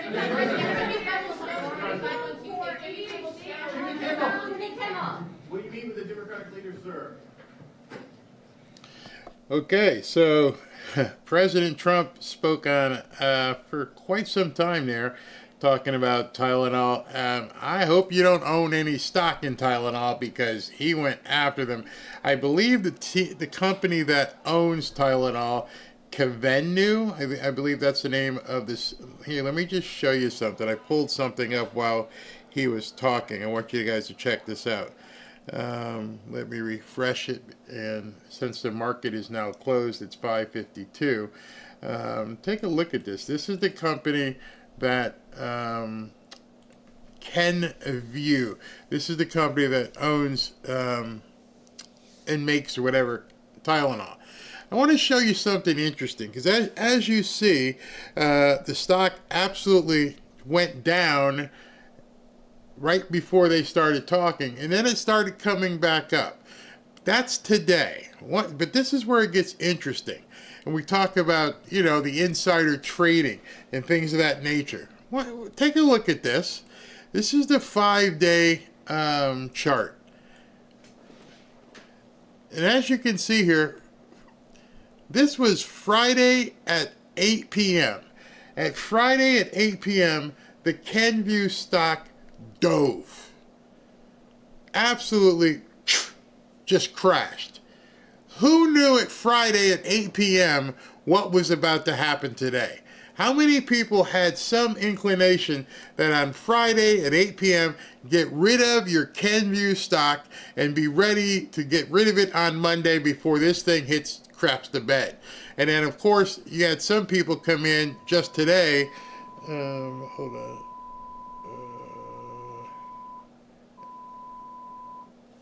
You had some people come in today and did some profit taking. They bought in while it was at its, as they say, buy the dip. They bought at the dip and they made some quick money. But it's very interesting is that how did anybody know that today they were going to announce this basically assault on Tylenol on Friday evening? This is the problem we have with our government. This is the one of the big problems that you can see right there is why they get to do what they want to do, but we don't know. Imagine if you knew that this was going to come out, that they were going to come out with some sort of statement firing all guns at Tylenol. And you were like, you know what? I'm going to short this stock on Friday night, and I'm going to make a boatload of money. Somebody did. Somebody absolutely knew what was about to happen. There's no reason that thing could have just shot and dropped out of it unless people knew it was going to happen. Just wanted to point that out because as he was talking, I was doing some research on it, and as I would normally do, see if there was some profit taking to be made available. But man, that's absolutely crazy. So I was watching you guys talk, and I put up a poll. And out of the 2,000 people that responded, 80% said, I approve of what President Trump and Rfkjr are saying. Only 3% did not approve. And 17% said they needed more info. So that's very interesting. Very interesting indeed. Like I said, I don't have a small child. I do not have a pregnant wife, and I don't know much about autism. So I'm pretty much going to stay out the fray. I saw a lot of your comments. Thank you for that, by the way. And we shall learn more. I just found it odd. I've never seen a president go after a private individual product the way he did. I bet you they're already warming up the lawsuit to sue him at this point because, he basically destroyed Tylenol. It was that's absolutely crazy. it would be great to look at all of the Congress stock trades and jail them. Yeah, somebody knew something. I couldn't believe it. I'm like, okay, well, who owns Tylenol? Blah, blah, and I hit the button. I'm like, oh my gosh, look at that drop. Friday. I could see if it was this morning. It was Friday night at 8 p.m. Right through the floor. Unbelievable. Unbelievable. Pelosi took money out. Her nephew. You look at these things and you find it, and it's just absolutely crazy. All right, so I'm going to get out of here, do super chats, and then talk to you guys tomorrow. It looks like we're going to have an early morning. I'm looking around, President Trump will be speaking at the United Nations. At this point, it appears it's going to be at 9 a.m. And I'm looking all around, and everybody seems to have it at 9 a.m. So I will be going live at 8:30 tomorrow, because we want to be ready and see all the dignitaries come in. So at 8:30, we'll be taking it live and see what happens. And from there, we'll take it for the day. I'd love to see what President Trump has to say at the United Nations. One of my feeds, obviously, will be having what's going on outside. So we'll have an outside, inside view of everything. No nighttime show. Well, it's already nighttime at 6 o'clock because President Trump just preempted, as they said with Jimmy Kimmel, everything. So let's see. What did I say? Yeah, 8:30 tomorrow is when we'll all get together, if you choose to want to join me. And I'll have some other news and stuff as well for you. Yeah, we'll have some other stuff. I was going to get into something financial tonight, but I'll hold that till tomorrow. There's no hurry with that. So let me go ahead and do the super chats. What the heck is going on here? Where are they? 1 second, trying to get this stuff put together so I can see. Show chat. Okay, that was a problem. That was a problem. The chat had been collapsed, and I couldn't see what we were doing. Now we're set to go. Let me end the poll, and once I end the poll, now I can see everybody. All right, thank you very much. Well, you guys don't know what I was doing, but I had to do some housekeeping there in order to show super chats here. But I hope you guys who have had family and children involved with autism learned something there. I hope it was worthwhile and that you got some information. And he was emphatic about Tylenol, and absolutely emphatic. All right, here we go. Lisa Frampton, any relation to Peter? Fevers are not inherently unhealthy or unsafe. They actually are linked to killing cancer cells. We only need to watch out for very high fevers. Interesting. America Ramirez, I know it's a boy 7 and a girl 10, family friends that have autism. And we speak of autism like it's a disease. I don't know if it is. I mean, maybe I don't even know. Peaceful Haven Media. I have odd DHD combined, ASD and ADHD, and I'm all 60. My son is ASD. For us, it's common. And wow. So what do you think about Tylenol, Peaceful Haven? Susan Brook, Barry, I watch all of your shows, live or not. I started a weekend job. I'm 73 and have a very busy life, but I never miss a show. Thank you very much. What time is it?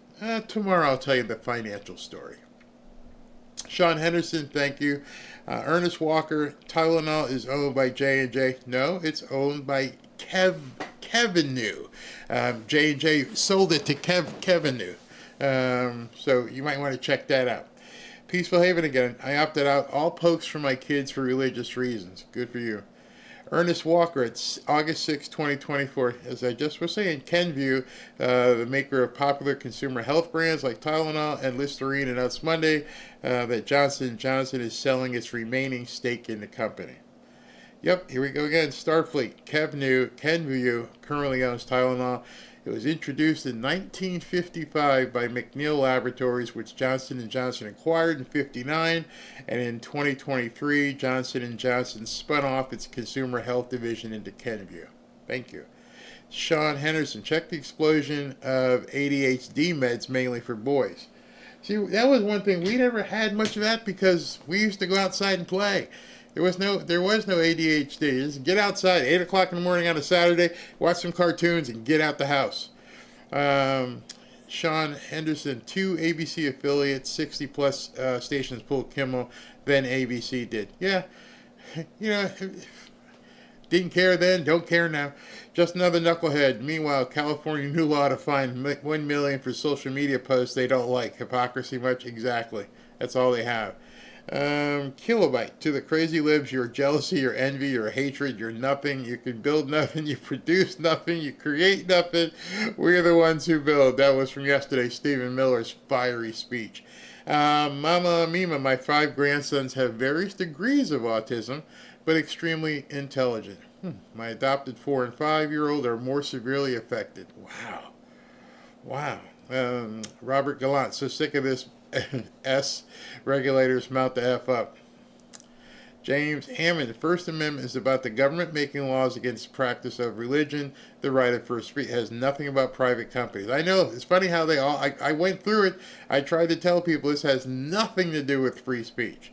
And by the way, I guess with ABC and Disney putting Jimmy Kimmel back on the air, that must mean fascism is over now. We don't have to talk about it, right? Because, oh, they think they beat it?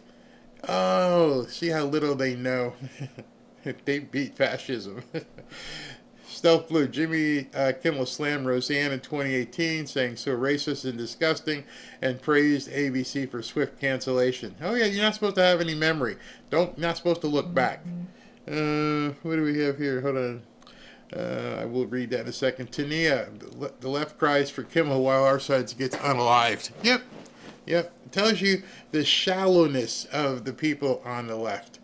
FL, I lost a son that crashed his motorcycle at 23. Wow. Charlie Kirk's parents' news our prayers too. Does anyone know their names? You know, it's amazing how much in the background Charlie Kirk's parents have stayed. I haven't seen anything about them. I don't even know who they are. Carmen Flores, I had the flu this past March with high fever for 6 days. I didn't go to the doctor, and I let the fever ride out on its own. Our own bodies can heal us. And that's pretty much what Trump was saying. You know, fight it. And thank you, Melissa. Angelia Willimon, Barry and family, please pray for me as I accidentally ran over my 3-year-old Yorkie when he fell off by the side. I'm devastated. He was family. I blame myself for not protecting him more. Can't get image out of my mind. Oh my gosh, I am so sorry for you. I've never said this story. Few people know me. On my 7th birthday, my dad bought me a baseball glove, and I was out playing catch with one of my friends of my new baseball glove from Carl Yastrzemski, and one of our cats my friend missed the ball, and one of our cats ran to chase the ball just as my dad was backing up. And so at 7 years old, I saw that. And it's still fresh in my mind if I think. So yes, God bless you. Robert Gallant, Corn Pop has a furry named Corn Dog. He's talking about some guy that was in the chat named Corn Pop that was giving people a hard time, and he unceremoniously had to leave the chat. Dave the Patriot, toilet paper causing butt cancer too. Now I haven't heard that one. That's interesting. Myrna Nasina, thanks, and I'm grateful to your daily show. Thank you very much for watching. Maureen Erotic, libs are like cornered animals right now. Keep your head on a swivel. I've been telling you guys that. Nilsa Presta, thank you, Barry, for all you do. When I get home, I tune on to your show. You're the best, Charlie. Thank you very much. Peaceful Haven Media again. Barry, I did take Tylenol with my last, but for us, this is genetic. Okay? It's funny, I was talking to Robin about this, and she said, you don't even know, because, of course, the kitchen is the wife's domain, but I didn't even know that we don't even have Tylenol in the house. I would know. I mean, you know, everybody has, hold on, let's just thank Mary Kellums. My 15-year-old granddaughter has autism and high functioning. This is awesome news. Great. You tell you much like the guys area and the ladies area is the wife keeps the cabinet with all the stuff in it, Band-Aids and all that kind of stuff, and cough medicines. And the one medicine that I always reach for, whenever I'm feeling bad, or NyQuil.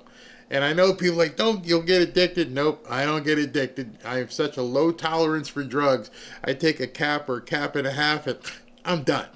I sleep everything off. See me in the morning. I'm done. And so that's my fix-all, NyQuil. That's my ace in the hole anytime I'm feeling bad. Other than that, I don't even know what's in the cabinet. If I don't see the green stuff, I don't see anything else. It's pretty funny. I'm very easy. Very easy. All right, so 8:30 tomorrow. What did SV say? Barry, I'm curious. Not SV. This is BLS Doom Crew. Barry, I'm curious that they must have sold. I wonder if that company is a 24-hour market company, because New York Stock Exchange obviously, closed at 4 o'clock. Somebody had some insider access. Oh, yeah. They definitely, those of you guys who buy stock and trade and do different things, when you saw that that precipitous drop, I mean, it was a straight line. Did I delete it yet? No. When you see this kind of line, that tells you somebody knew something. There is no way that drop happened organically on a Friday. So we all wonder sometimes about insider trading. That tells you there's some serious stuff going on, man, that we don't know about. All right, 8:30 tomorrow morning. I will see you. No show tonight because of Trump, but big day tomorrow. Talk to you guys tomorrow morning.